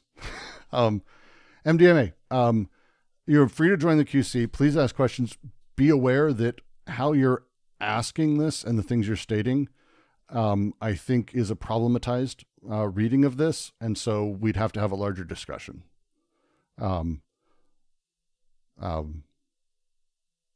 Representation is not just a function of recoding or decoding intensities. That's not what decoding or recoding are, and that's not how that works. So no. Go for it. Brooks. Yes, Brooks, LJ. I have a Real quick. question because- Estelle was next up. Real quick. Oh, okay. So you can sorry. go. Okay. Yeah, well, an example of this that is personal to me is how trans people, especially trans people who come out at an older age, myself, I experienced the pressure, or even like I've tried a bit to see backwards in time, look at all my memories, look at all the things I've experienced, and try to find the transness in all of this, trying to find, oh, was I always a woman, in fact? And I stopped bothering with it, really. And I can't really tell whether, well, maybe it's not really the point, because you can create, I think there's not really that whether someone saying that they were in fact always trans is true or not. That's not really the point. But more that this exists. Yeah, it's trans studies. There's a reason that a lot of people who follow on from Deleuze do a lot of work in trans studies, because the nature of sort of sexuality itself, especially human sexuality, and how we regard it and care about it or speak of it, is really, like, I want to say, the tip of the spear. It's like the thing that is piercing all of us, that we all have to deal with the most, right? Like was I always a man is an interesting question in and of itself. I'm not a trans man. I was born, I'm a cis dude. But am I a man? What does that mean? What are these categories, and how do they play? And how, as I've been raised and how I've been taught in the time frame I have, how are these things then sort of, again, repeated patterns of desire investment that over and over and over? That's why you see, I think, a lot of people who do transition at a much older age. And this is the thing that, a few years ago was actually like, they made TV shows and movies about it, but transitioning at an older age, what it means to be a woman is almost an old version of what it means to be a woman. Like, their repeated patterns of what it meant to be a woman are the things they were attracted to, but it's not the same stuff that like a trans kid who's like 15, who's wanting to transition, is experiencing. So there's a lot of contingency to how these social phenomena and spaces of representation are taught, and also how they're experienced, that makes it a very interesting conversation. It really is. I find it fascinating myself. I find it fascinating myself. All right, LJ, your turn. Go for it. I do remember the podcast you had yesterday, Sunday, about the movie that they did about the awful act. I think this part is Amelia Perez. Okay, let's not go too much. I'm just saying, like, I don't want to admit that these kind of capitals are relevant in the contingency that you just spoke of, but I think right now there is undeniable evidence that these kind of capital is immensely involved to anyone that is 3 years old, or anyone that is 30, or someone 60 years old.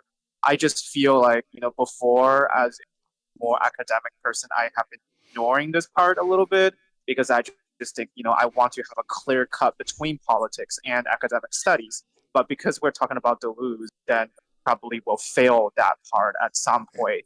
It gets tougher.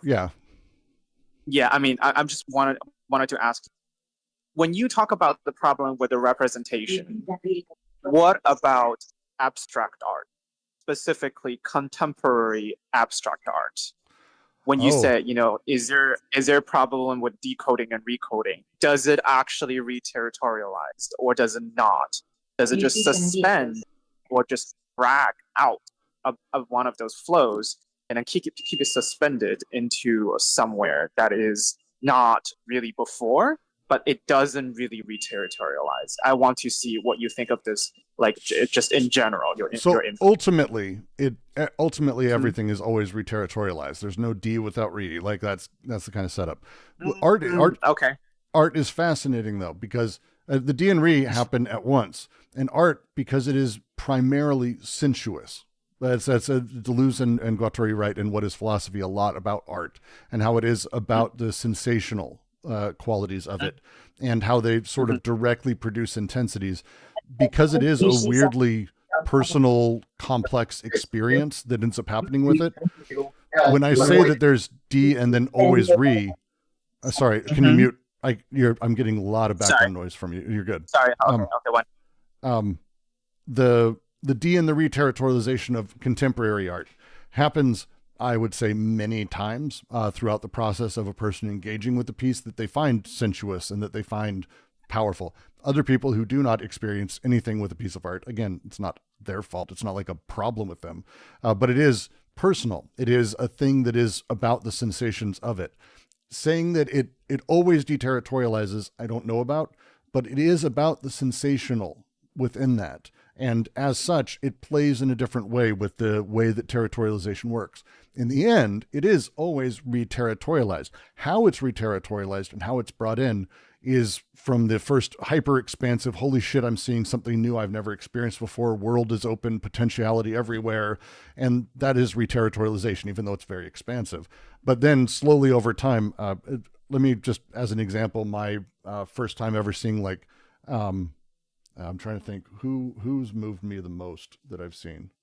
I'm trying to think. Yeah, when I was younger, I got a chance to see and go to the Musée de Rodin, and seeing some of his extraordinary, like they just hit me, and it was very strange, and it kind of opened up what art could be. I was young, and it was like really weird. But as that went on, I actually slowly put him in a very particular category, as I think he should be, in some capacity, but I kind of created a space for him, and Capital did too. And as I saw other artists, Magritte, I've been looking into a lot lately because I've been playing with some of his art in some of our streams. But as you start playing more and more with these pieces of art, the expansive thing exists, and then you do see it recollapse on itself, and it can do it many times. Banksy did this. We saw a banana with fucking tape over it, which I do think can be art. I think there's a lot of things of what art is that shifts, but it does get over time re-territorialized and then re-expanded, and it can always come back again. Foucault writes in The Order of Things about Las Meninas, which is a piece that I think, as an example, goes through re and deterritorialization over time as people understand more about it, and people continually re-engage it and find something new, and then it breaks those. And this is the beauty of sensuous art, ultimately, if that makes sense, LJ. Yeah, I think it kind of does. I'm thinking about something maybe a little bit more specific. Maybe it's different. Where, sorry about the background noise. The general, right? Like, because some of these contemporary art, it produced no sensation in some people. Sometimes it produced a lot of sensation. Then what explains the difference? Does that mean that this explanation relies on something that's universal, right? But if we assume that there is some universal thing that can explain that there's difference, but also there's the sameness that all comes from some sort of contemporary art, then does that necessarily go to some sort of a Oedipal thing? Because maybe there's a difference between the general, and maybe there's a difference, the difference between general and the universal. I don't know if, in the What is Philosophy, they deal with this more, or is this more in the field and also in The Logic of Sensation, which is Deleuze's book on Francis Bacon. And then I would say beyond that, I'm fortunate I was given a review copy of La Poujade's new work, Deleuze and Art, which is very much about this, as you may expect. I'll take a look. Yeah, I believe it's Deleuze and Painting, I believe is the actual title. Deleuze on Painting. And it's a series of his talks that La Poujade sort of goes through. Once I get through it, I'm going to be doing a review of it because okay. Please do. And also please send the file or whatever to the chat if it's convenient for you. I can't yet. This is a review copy. Like, it hasn't been printed yet. So. Okay, so the book is not even out yet. Book is not even out. I got an editor's proof to go through. Okay. Then don't do anything that violates the law. Then, I won't. But I will tell you, we have a multiple Deleuze art books that are absolutely exceptional. Tintoretto's Difference is the one that's in the server. If you search for it, I will repost that one. Tintoretto's Difference is astonishing in how it explains how Deleuze and Guattari's work works within art and the sensational. It's a little bit of a longer thing, but it's really worthwhile. Yeah, I mean, I just feel like there's some area that both the schizoanalysis part and the traditional Lacanian part, they both have an equal hold on the difference between the universal and the general, because you can use the para-Oedipal conflict as a signifier in order to explain some of these intensities that is different based on the sameness of contemporary art, right? So this area is the transition between modern art and contemporary art, which I found very fascinating, because there is the schizoanalysis, but it seems like schizoanalysis itself is not enough, but it also does not rely particularly on the traditional. Well, and I did send you a PDF when we talked about this last time. I sent you a PDF of Baudelaire and Schizoanalysis, which is Holland's book on Baudelaire. That's about literally what you're talking about. That's a bullseye book. Yeah, exactly. Okay, so I already started reading that book. I'll try to go more fast and try to finish it. Thank you so much. Don't rush it. Let's say end of the month. I actually want to do a stream. I'm going to do a stream on it, and we can talk about it then. Let's say end of the month. Or does that work for you? Or do you think you want 2 months to do it? Yeah, just it might be a little bit easier for me if it's on the weekend, but just keep me posted. Thank you. Yeah, sounds good. All right. Back to the chat in YouTube. My MDMA quote about MDMA used to be great. I don't mean socially. I mean, it used to not have fentanyl in it. It's been years, granted, but MDMA was once a really fun thing to be able to take, and now it's terrifying. Drugs are terrifying. I'm very sorry for this generation because, there was a few years in there where it was kind of okay to. David Cross does a bit where he's like, he's nightmarish with medicine. He's like, I'll pour the NyQuil to the cap, but someone will walk up to him at a party and say, take this. And he's like, oh, Pop, what is it? I don't know. All right. And it used to be different. That's all. I feel sorry for the kids. It used to be different. There's a lot of reasons I feel sorry for you kids. And by kids, I mean anyone under the age of 35. Yeah, Mark said, I miss when drugs were pure, or at worst, duds. It's a weird thing to talk about now because now everyone's like, I had a friend of a friend who died. His son knew someone, as one of his close friends, who died of ecstasy, which had fentanyl in it. Which hard pass on that. Hard pass. Those are the main things. Wig does have a note. Whenever you do talk about recoding or decoding, the thing to remember is coding and decoding is about social codes specifically. And this is not a language that they use as like a lightly. This is particular social anthropology, Marxist social anthropology, Levi-Strauss social anthropology. I prefer Godelier. Both of them are great, but this is that kind of social coding. So when we talk about coding of desire, we're not like a desire doesn't get coded into a hat. That's not really what we're talking about when we're talking about the coding of desire. A flux doesn't become a thing. It's the coding of the social level of things. So it plays a little bit differently.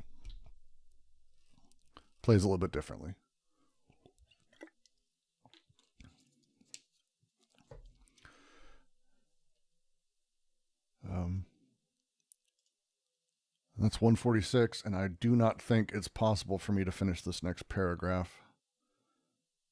You know what? We're going to go over. Mabel says in the Discord, great point, Brooks. It is a good point, whatever it was. Easily forgotten is that cisness has all kinds of different meanings. Among cis people, you find many with strong represented definition of their gender, as well as people who don't feel strongly or positively about how they live gender. And you also find, it's my favorite thing, you can look at, and this is kind of true in general, but like, if I were to say, that's someone who's comfortable in their masculinity or someone who is not, even if they look identically, you can have like some big muscly fucking guy with like giant beard, shaved heads around here with like tattoos on his face. And both could be possible of the guy, but somehow you're also able to tell when they're overexerting or when they're not. John Cena, of all people, I have to bring it up. If you haven't watched him in his different shows, he plays like he has no issues being like, he's a bisexual in Peacemaker, very open about it. In multiple shows, he's played a gay guy. He doesn't care about those things. His masculinity isn't threatened to him. Hulk Hogan, who's like the John Cena of my time, the opposite, despite being way more, I would say, friendly towards that, like all the stuff, like 80s hair metal mentality, incredibly fragile masculinity, incredibly fragile, one of the most extraordinarily fragile that there is. Both are symbols of masculinity to a lot of people. But what does that mean? Because kids who are growing up now, and kids fucking who watch WWE love John Cena, and you should. Generally, he's a pretty good guy, it turns out. But they're seeing that masculinity. They're seeing that. And it's not the Hulk Hogan I grew up with. So when we talk about how cultural things affect us, how we get invested in different things, what is the symbol? What is the representation? This fuzziness that's able to constantly expand and contract within you in order to allow those channelings, that allows desire. It's not about interpreting desire. We don't have to do that. It's about discovering where desire is invested and breaking down the stories and the narratives. Oh, the point about being a man or a woman. It's fun. And I always like bringing up the Proust line, where Proust said that he's noticed there's a large deal of homosexuality amongst straight men because there are men who only go for extremely masculine, hairy women. And then he called those basically, he considered them gay, but they were with men. And then men who prefer petite women. Basically, he called them pederasts. Like they prefer. So it's, but again, this mentality of what it means to be attracted to anyone. It's one of the things Deleuze goes on about, and I adore it in all of his books, is we need to understand that you don't have sex with a person. There's no such thing as a thing. What you're doing is worlds are colliding, multifaceted universes are colliding, and that it's a multiplicity of connections between what we call two people. But there is a massive multiplicity in terms of what you're connecting and the complexity of it. There's a reason there is no like universal sexual object or person that we all go, oh my God, we find beauty in the common thing, but the attraction, well, that's different. Attraction is sexual. It's not, oh yeah, no, that person's beautiful. Great. There's an attraction. It's a little bit different. And it plays in a very funny set of ways. Very funny set of ways. Mankind is very silly. Very silly people. What can I say? Let's see. Insomnia War just got Metamorphosis of Kinship for like $12. Good for you. That book is fucking amazing. Now, as you're going through it, realize it is mostly textbooky. I find the writing very digestible, but it is very textbooky. If you have issues, just literally Google it. Like, or use the free version of ChatGPT to Google it for you.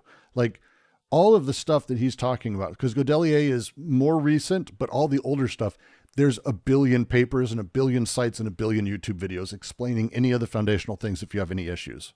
Don't hesitate for it. It's incredibly useful. And it will really, really, really get you going. Let's see.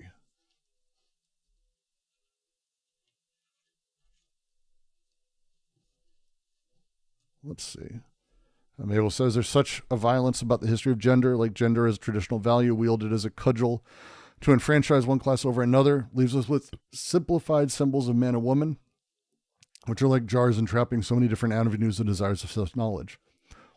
I see someone did the homework. Yes.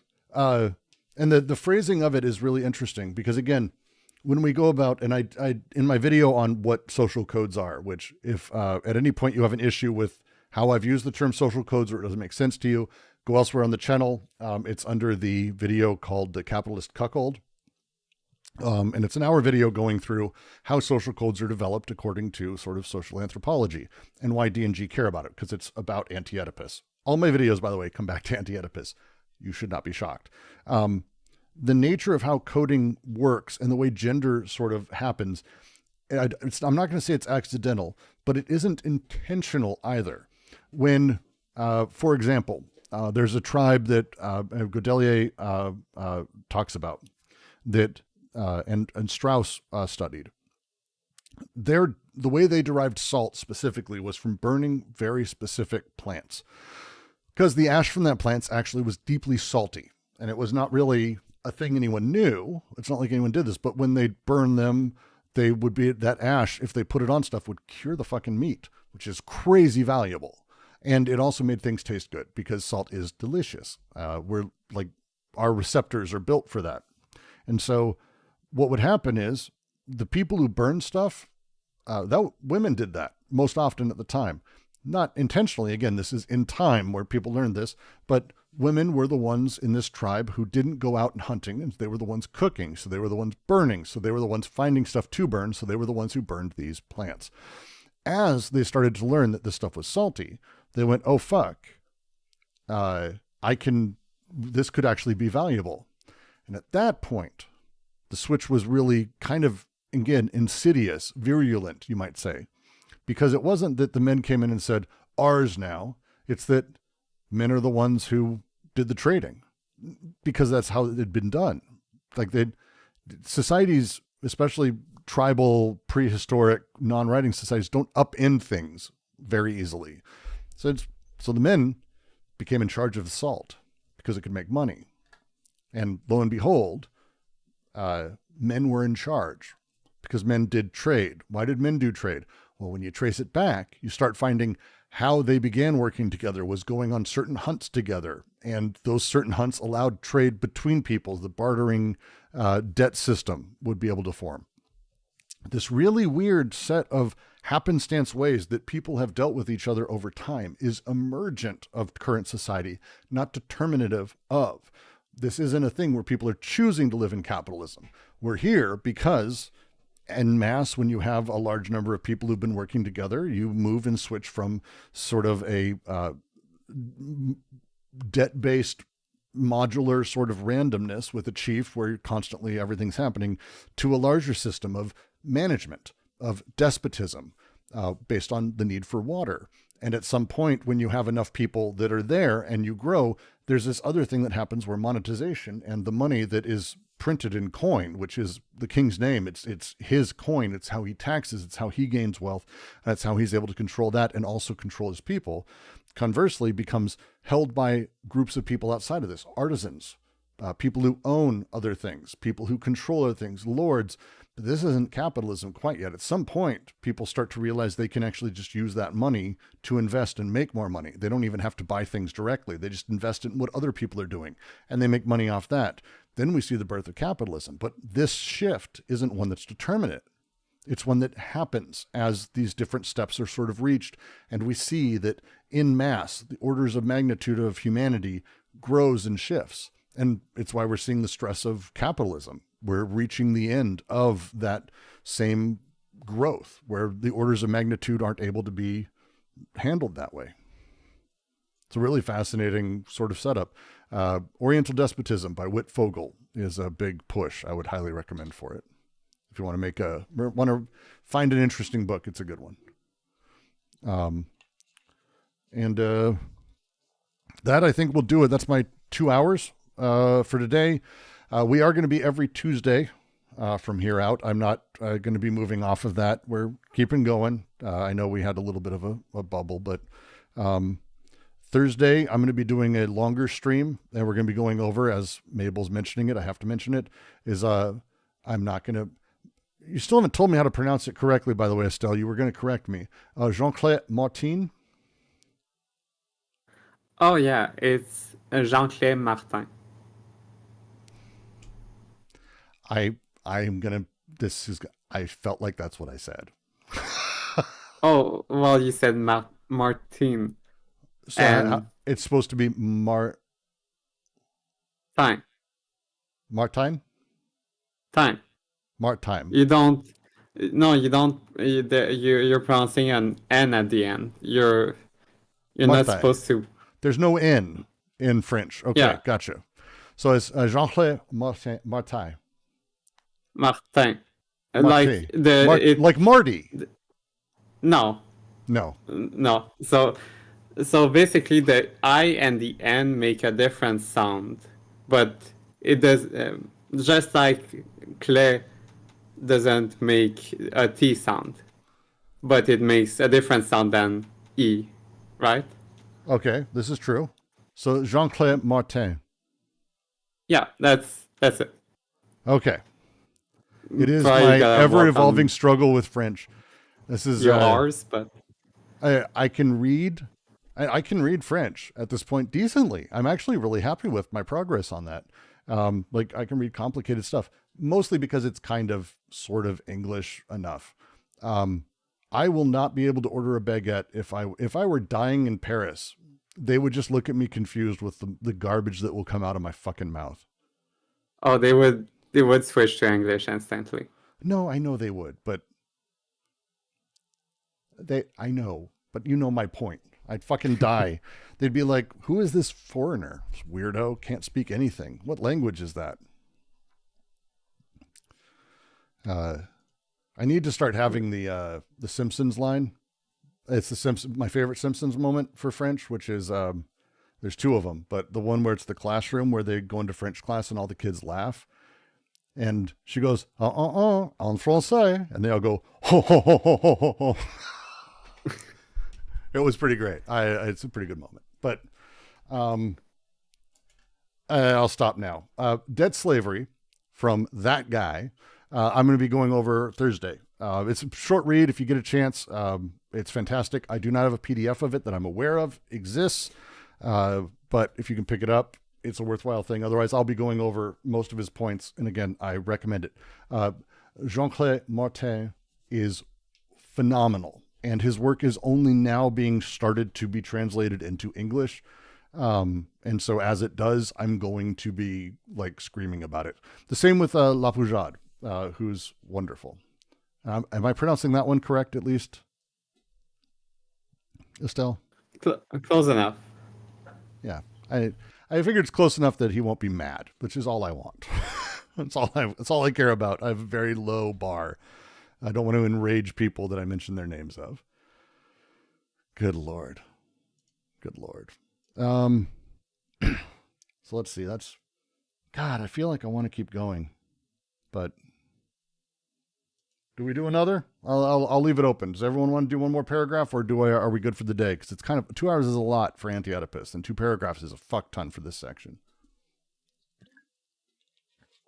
So I'm okay with going on. I have some time this afternoon. All right. So YouTube has 1 agreeer.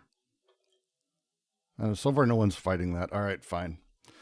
No one seems to be against the idea. Fuck it.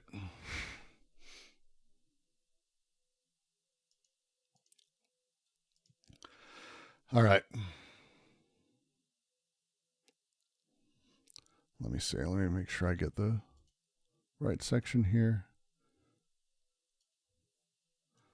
And this is, you know what, I need to, because I promised JK that we'd be going through this section anyway. God damn it. I did, didn't I? I did. All right. Let me make sure I can bring up my notes. 1 sec.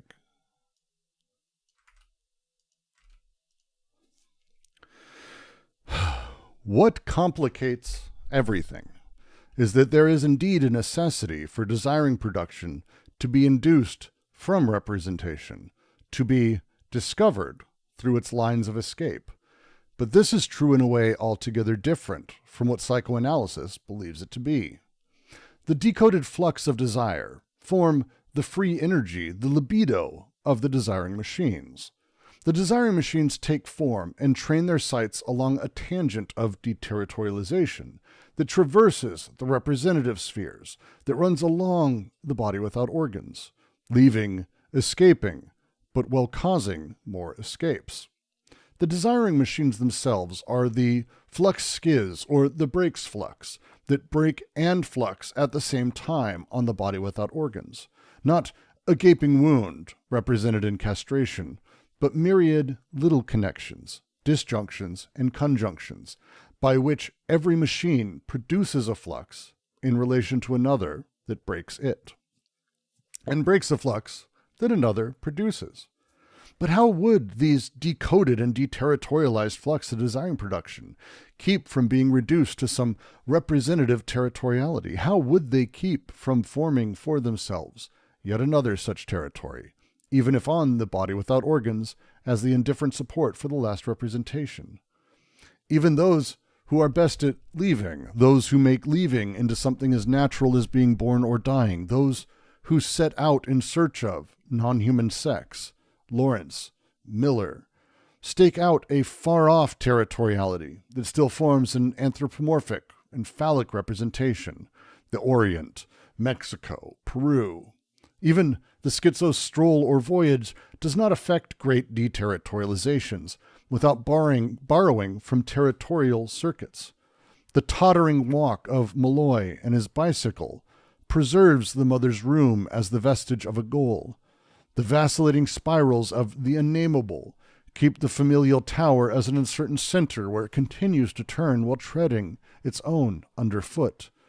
The infinite series of juxtaposed and unlocalized parks in Watt still contain a reference to Mr. Knott's house, the only one capable of pushing the soul out of doors, but also of summoning it back to its place. We are all little dogs. We need circuits. We need to be taken for walks. Even those best able to disconnect, to unplug themselves, enter into connections of desiring machines that reform little earths.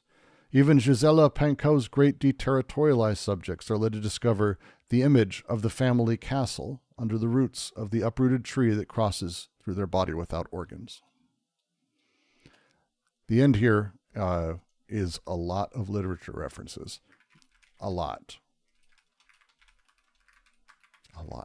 So we'll be going through that. But let's move back to the beginning. The first line. What complicates all this is there is, indeed, a necessity for desiring production to be induced from representation, to be discovered through its lines of escape. This does not mean interpretation. That is not what they're doing. That is not what they're doing. That is not what they're doing. The challenge is this sort of paradox they're bringing up based on the previous paragraph, right? Because, yeah, fuck psychoanalytic representation. But ultimately, we know desire still emerges through and against representation itself. Remember when I said the neurotic, they're not dismissing the neurotic. The neurotic is desire in action. It's reacting to representation. It's still dealing with all this. But it's not about interpreting. It's not that. The relationship between desiring production and social production is very different from how psychoanalysis is talking about it, or how representation sort of works within it. The first is this free energy of the libido. Desire is pumping and constantly working. I mentioned this a little bit ago. Disconnecting, breaking, connecting. And it connects with another when it breaks another. There's no there's not a consistent flow of through pipes. It's snap, snap, snap, snap, snap. Everything's together and again, and together again, together again. This constant thing that's happening, again, doesn't give a shit about anything. It's just kind of doing the stuff that it can in the trenches. And it's moving as it does. So desiring machines themselves, they form along the lines, this is the phrase they use, the tangent of deterritorialization. There's this weird thing that they're phrasing.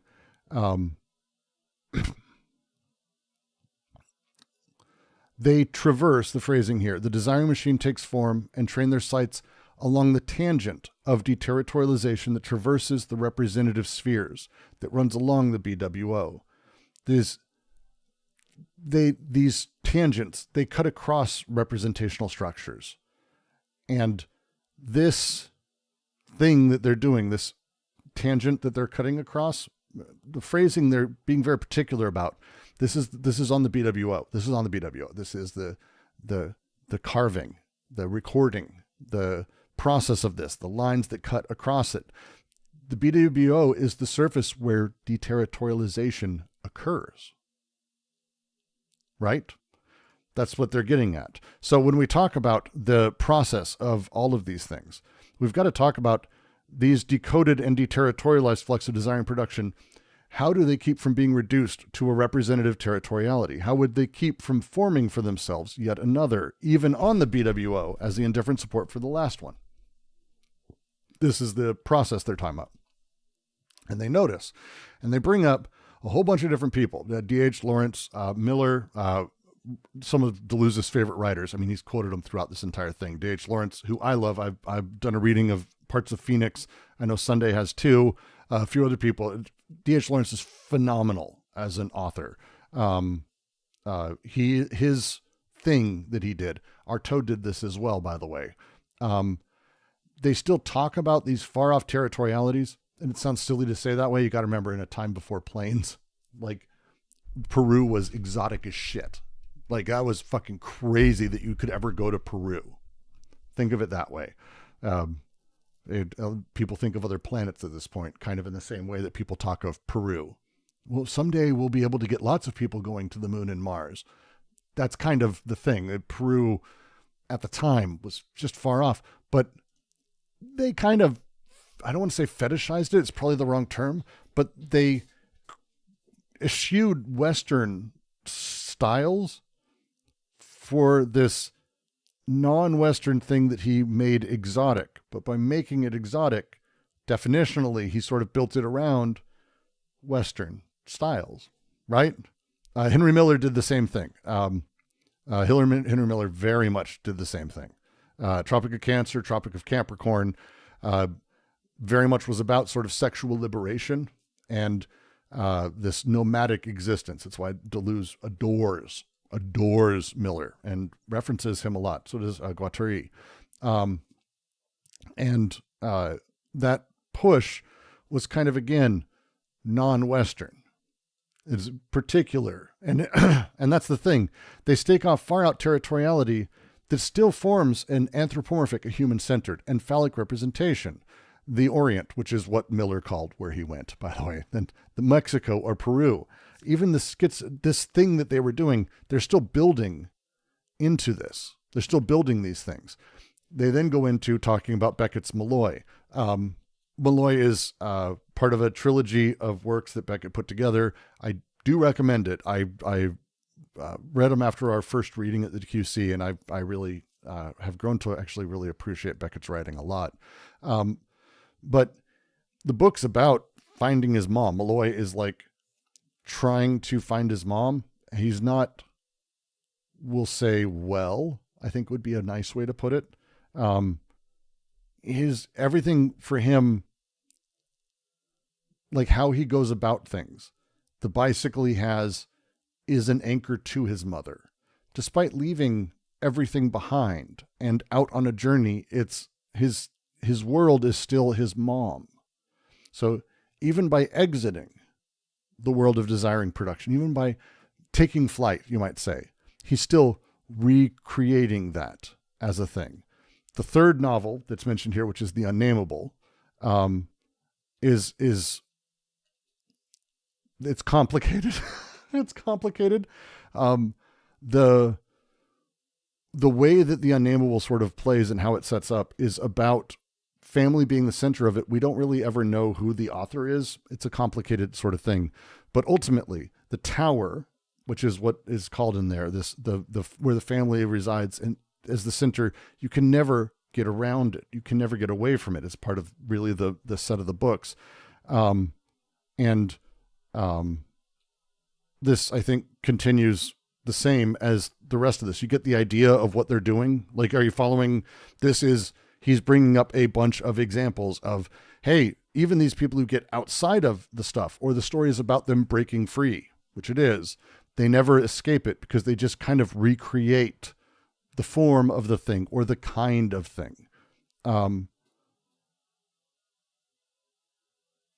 Watts is I don't even know if I can get into that as a thing. It's very much the same setup.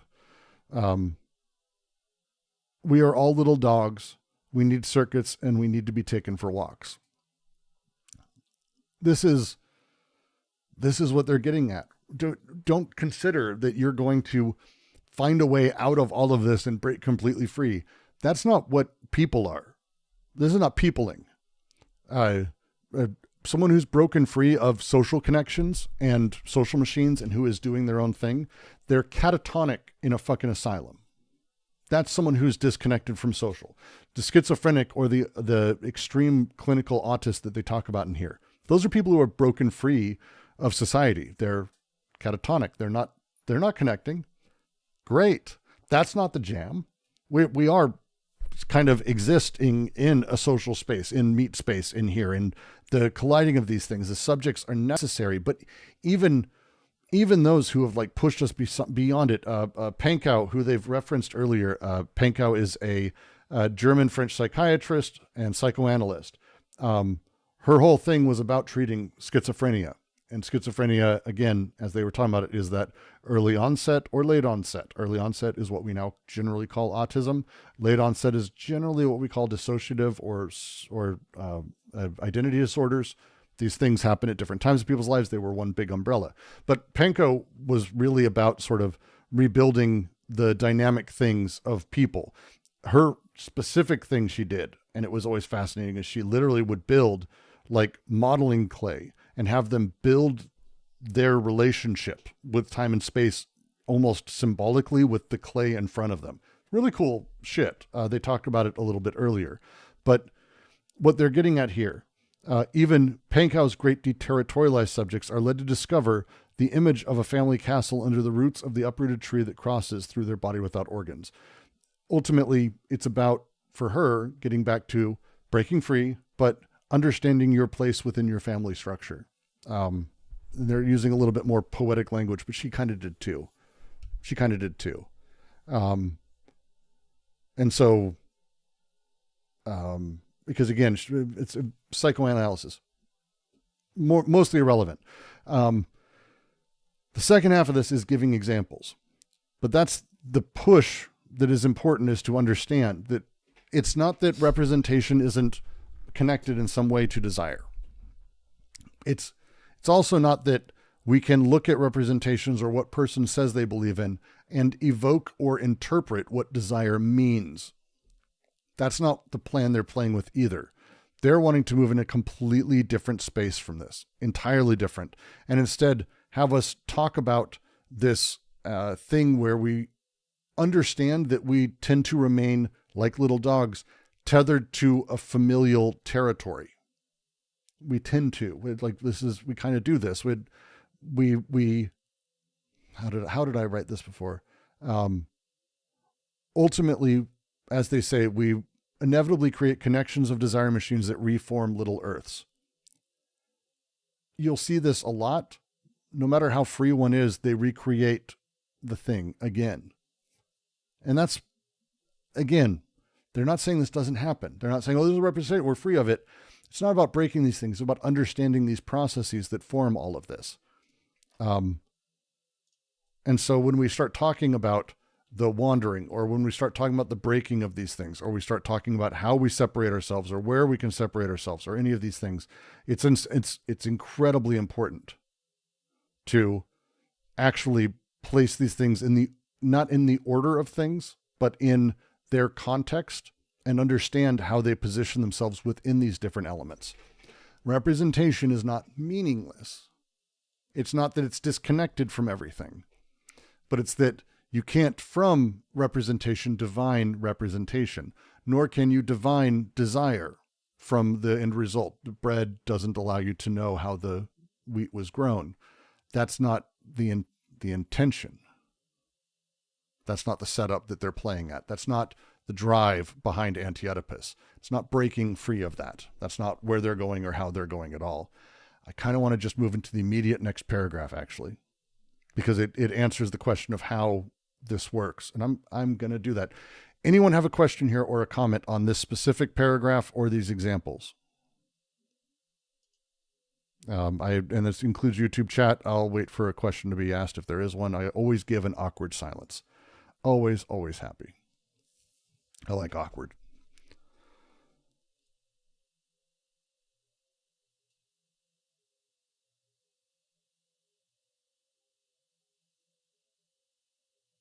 Okay, I guess. Not awkward enough, or also not the thing. We'll continue.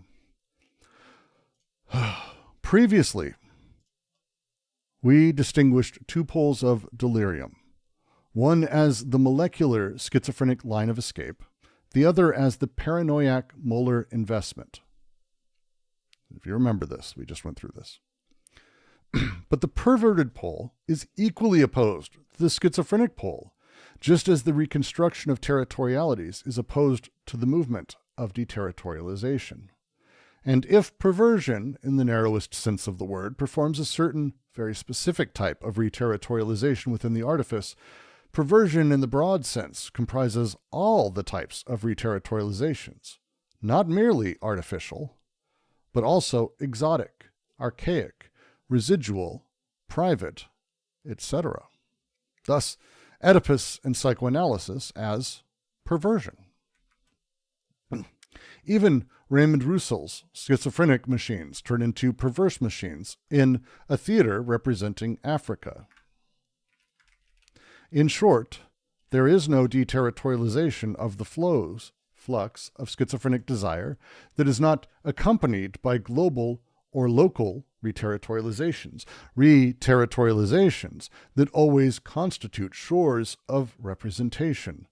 What is more, the force and the obstinacy of a deterritorialization can only be evaluated through the types of reterritorialization that represent it.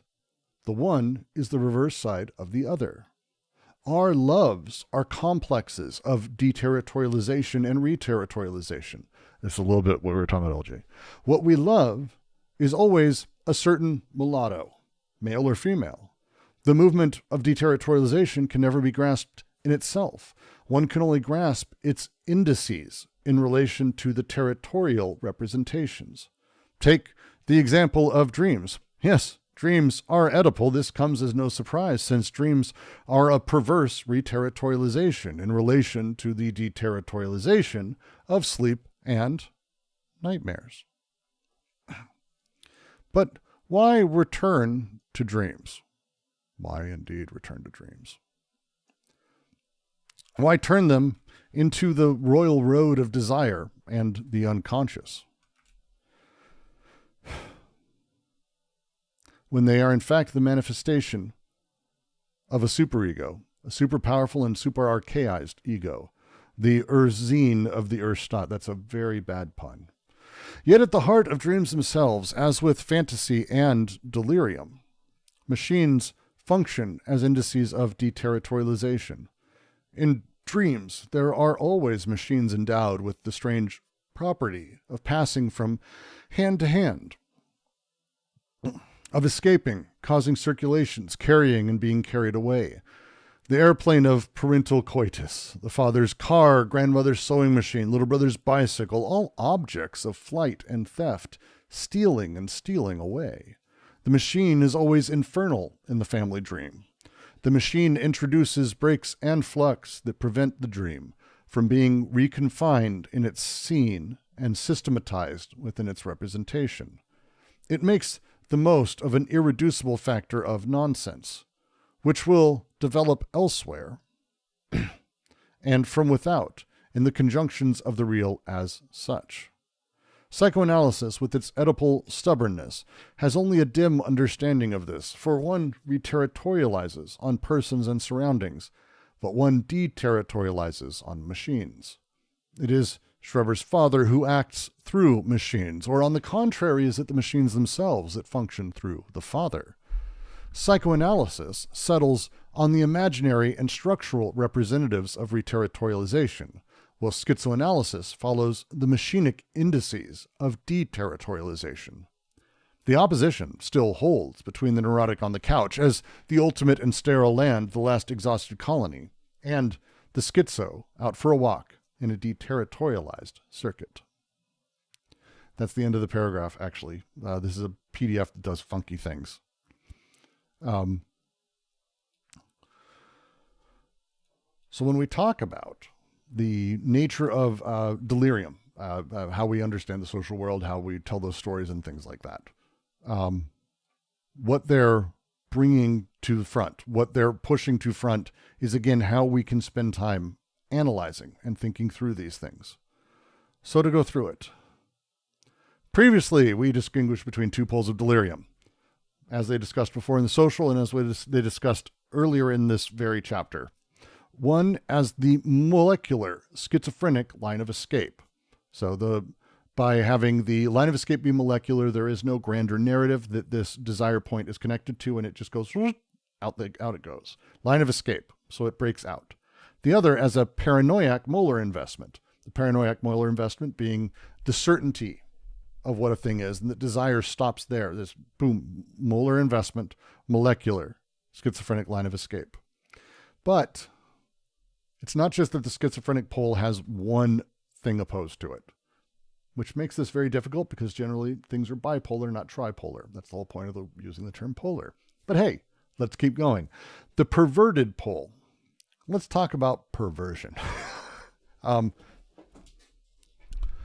Perversion is not about sex here. This isn't about some guy who runs around and flashes people. It kind of is, but it's perverted doesn't mean sexual, not at its base, not really how it came about. It's about sort of inverting a thing, or as they are going to say in this, artificially reterritorializing desire.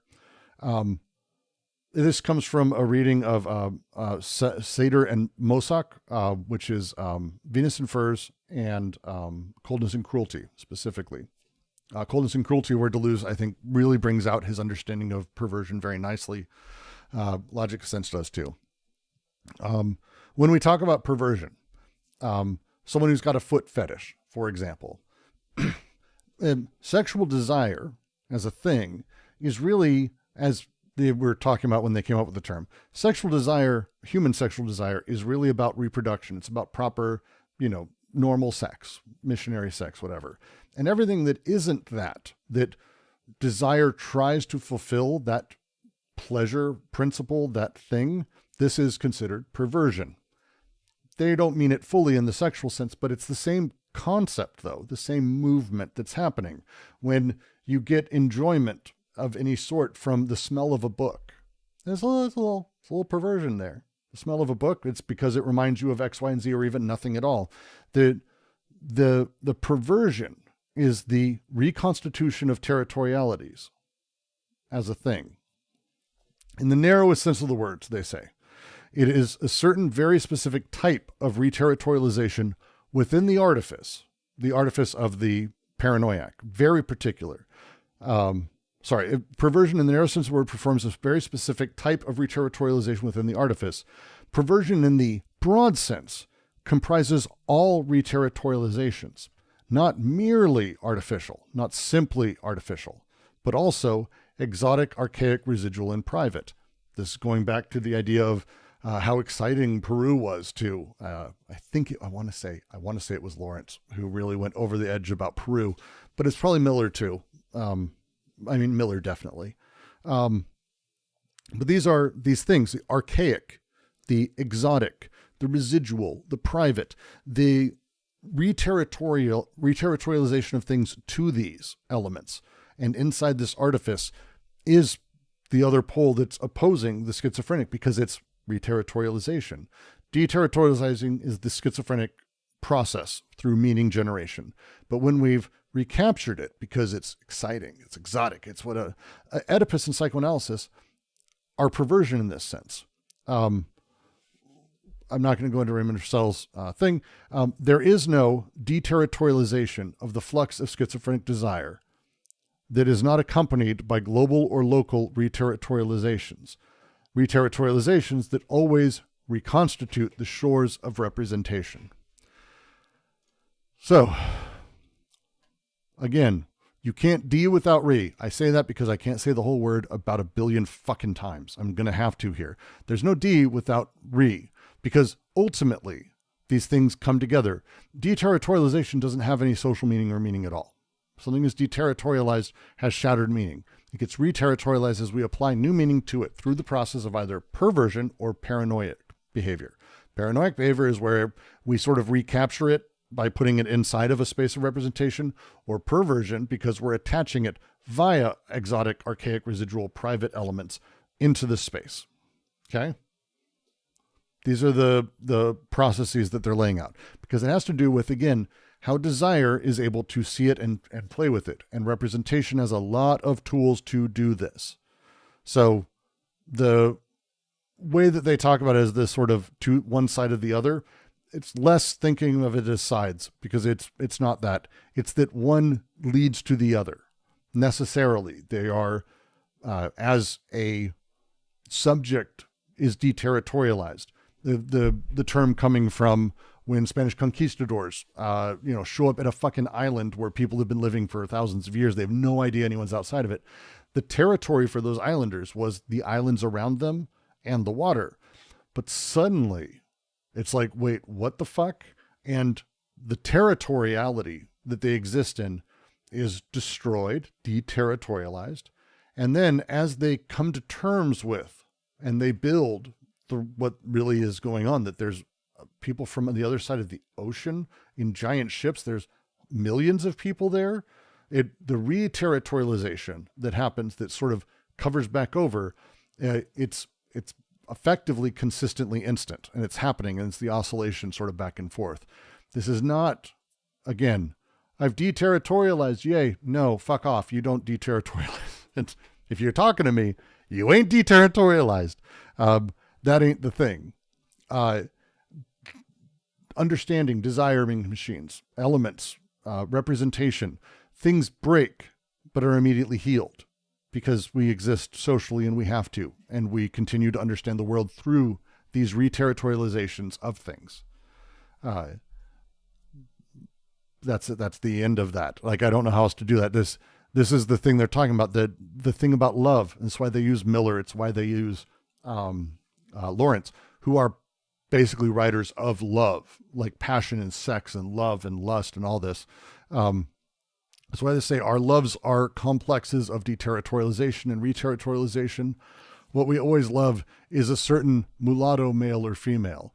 It's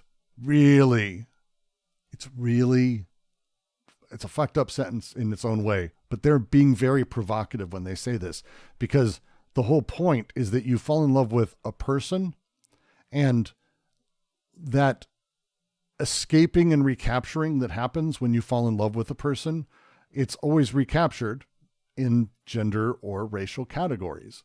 And that's kind of their point. We fall in love. What we love is always a certain, mulatto means multiracial. So it's not that you love a person, but it's that specific person that happens to be, and it's this within racial and gender categories.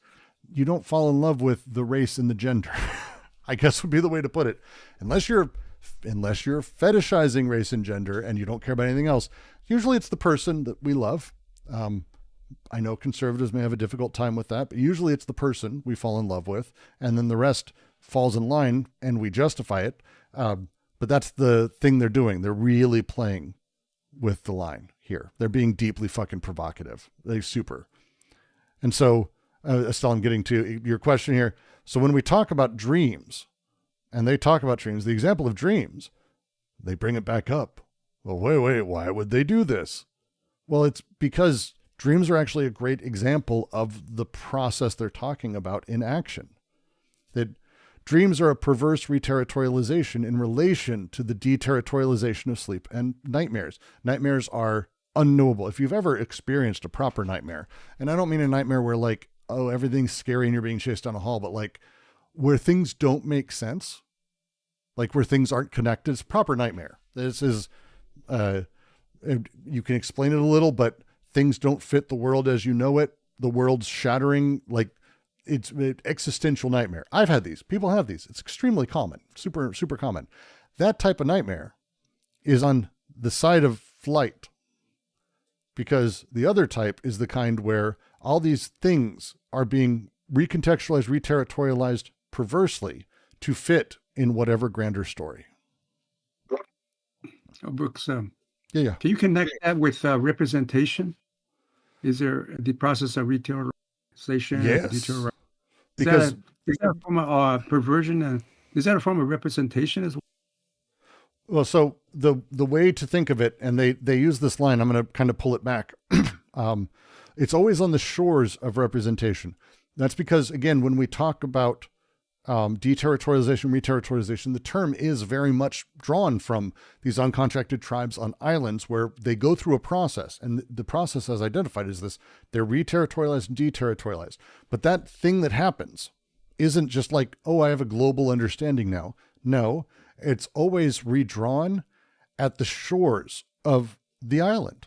And it's done with the island in mind on what the other islands look like. It's always at the shores of representation. Representation is part of the sort of way that these things come back.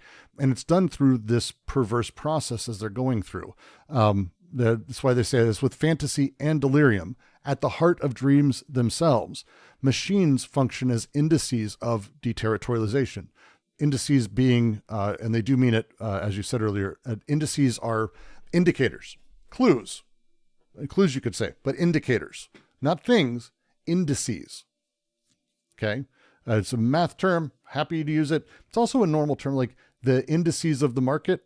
They're numbers that sort of indicate, but they're not things themselves. And they also don't mean anything, but they're indices. This is the indices of deterritorialization is the machinery, because we have turned it into a whole object, an organism.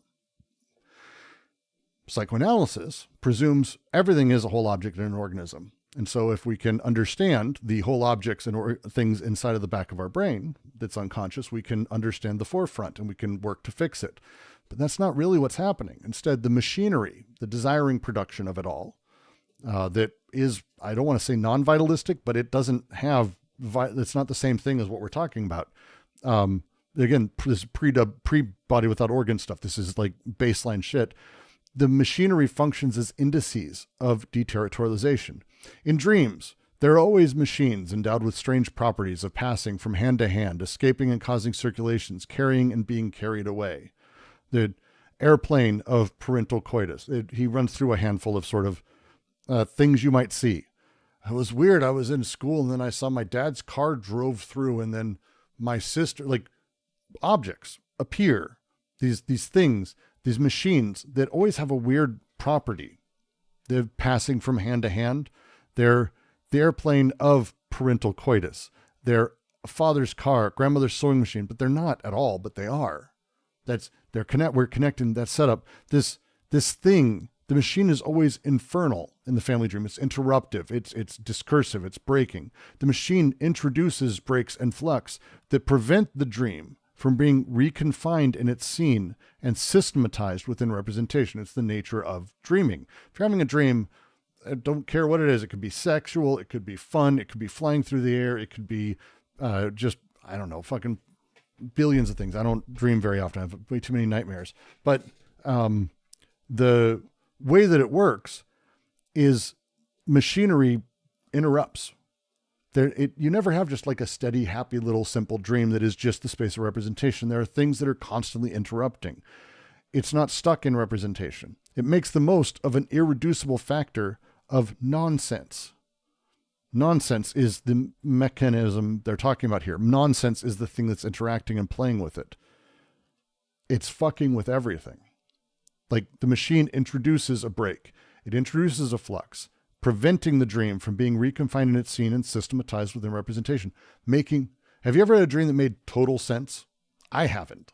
When I say total sense, I don't mean afterwards. I mean like as you're doing it, where it's like, yeah, this is perfectly fine. I can't tell the difference between this and the real world in any capacity. Yeah, it's weird. I haven't had one of those. Most people don't. I don't think. Feel free to tell me. Because the dream makes the most of, reterritorializes perversely nonsense, which will develop elsewhere from without in the conjunctions of desire, the real as such. Psychoanalysis, with its Oedipal stubbornness, has only a dim understanding of this, for one reterritorializes on persons and surroundings, but one deterritorializes on machines. The machines are non-vitalistic. The people in persons, the whole bodies, the global persons, mom, dad, these things that are semi-vitalistic, that are playing in this space. These are, again, different places, body without organs being the connective sort of tissue between them. And so the question would be, Schreber's father, and that's why they really hit it up specifically. Is it Schreber's father who acts through machines, or is it the machines that function through the father? This is their question. Or is it that the machines are indices of deterritorialization of the father? Psychoanalysis, however, settles on the imaginary and structural representatives of reterritorialization. Schizoanalysis follows machinic indices of deterritorialization. These are wholly different pathways for us to understand how people are functioning and what's going on. The opposition still holds. The neurotic on the couch versus the schizo out of walk. There's differences. The distinction still holds, even if you're not doing the psychoanalytic thing and you're in this direction. And that's their sort of overall argument. So there's a difference between the representations in the psychoanalytic structures as opposed to the schizophrenic process, right? So in a schizophrenia, are there representations as well? No. Well, I shouldn't say that. That's probably oversimplifying. I think they would like to get to the point and utilize schizoanalysis in order to break what representation does. So representation, it's not a bad thing. That's why I sort of spoke too quick. The challenge is that representation as it works makes desire submissive to it. It controls desire. It is on top of it. Think of it like, actually, a perfect example of this, because guattari goes into this. Let's say we have a co-op. We need a manager. Like, managers are a thing. I hate to tell everyone this, but in the real world, when you're actually working on projects, you need project managers. Now, the question is, for every team, and this exists now in every team, this is an actual contested, debatable thing that happens in technology or projects that are things. Is the project manager in charge of the project, or are they in service of the project? It's a real question. And there's lots of different philosophies on this in the business world, but it's an important distinction. Because if the project manager is in charge, then what they say goes. If the manager is in service, however, to the productive processes, then actually the people doing all of the different parts are in charge of their own space, and the manager is doing their best to enable them. This is actually the distinction between, and it's why this is why Marx is good, by the way, because Marx isn't against managers. He just is like, management should actually be subservient to production. He doesn't not want people to run businesses. Marx isn't like it's not like the weird Soviet American propaganda bullshit of what communism is. We're going to have managers, you're going to have people in charge, but they should be in service of the people, not the people in service of them. Desiring production should have the top point. Representation should be in service of it, rather than desiring machines being in service of representation, which is the way it's currently structured. And thus, actually why we find ourselves in a society where it is structured exactly the same, because we replicate this process everywhere we go. So it's not getting rid of representation. I mean, we need to be able to talk, and there is no language for desiring production. But should talking and the words we use control what we think and how we desire and actually control all of that? Or should we make representation submissive to desire? Does that make sense, JK? Yeah, that does. Yeah. So, there's so in terms of psychoanalysis,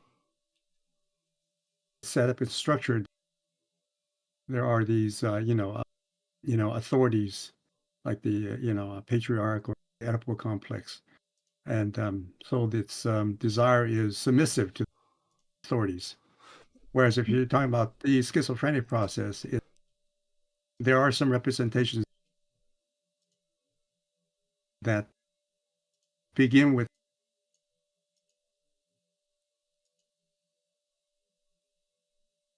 You're cutting out a lot there. But yes. Yeah. Holland actually goes into this really nicely in his book. And it's, I think, again, they go through it, I think, nicely in here, but he's very clear about the inversion, because what has sort of happened, and it's kind of a funny thing, is in the first socius, the prehistorical state of tribal man. We didn't have language as we know it. We had the vocal systems, spoken word. We had graphism, but these things weren't intertwined. And when we got those things intertwined, when the despot came on top and he needed a way to, give edicts to a lot of people, and by doing so, when he wrote, this is blah, blah, blah, and then pushed it off and set to the next thing, he needed a common language, common understanding, and people needed to be able to understand him. Management, by necessary, needs a written word. And so they developed this. And as they developed this weird thing happened where instead of people doing their thing, they needed to figure out what the despot wanted because he was far away. There was a latency of death, like extraordinarily so, where towns would be like, you have an edict, your job is to cut marble. If you don't deliver marble, you don't get food from other places and we'll kill all of you. That kind of thing put him in a position of having to obey.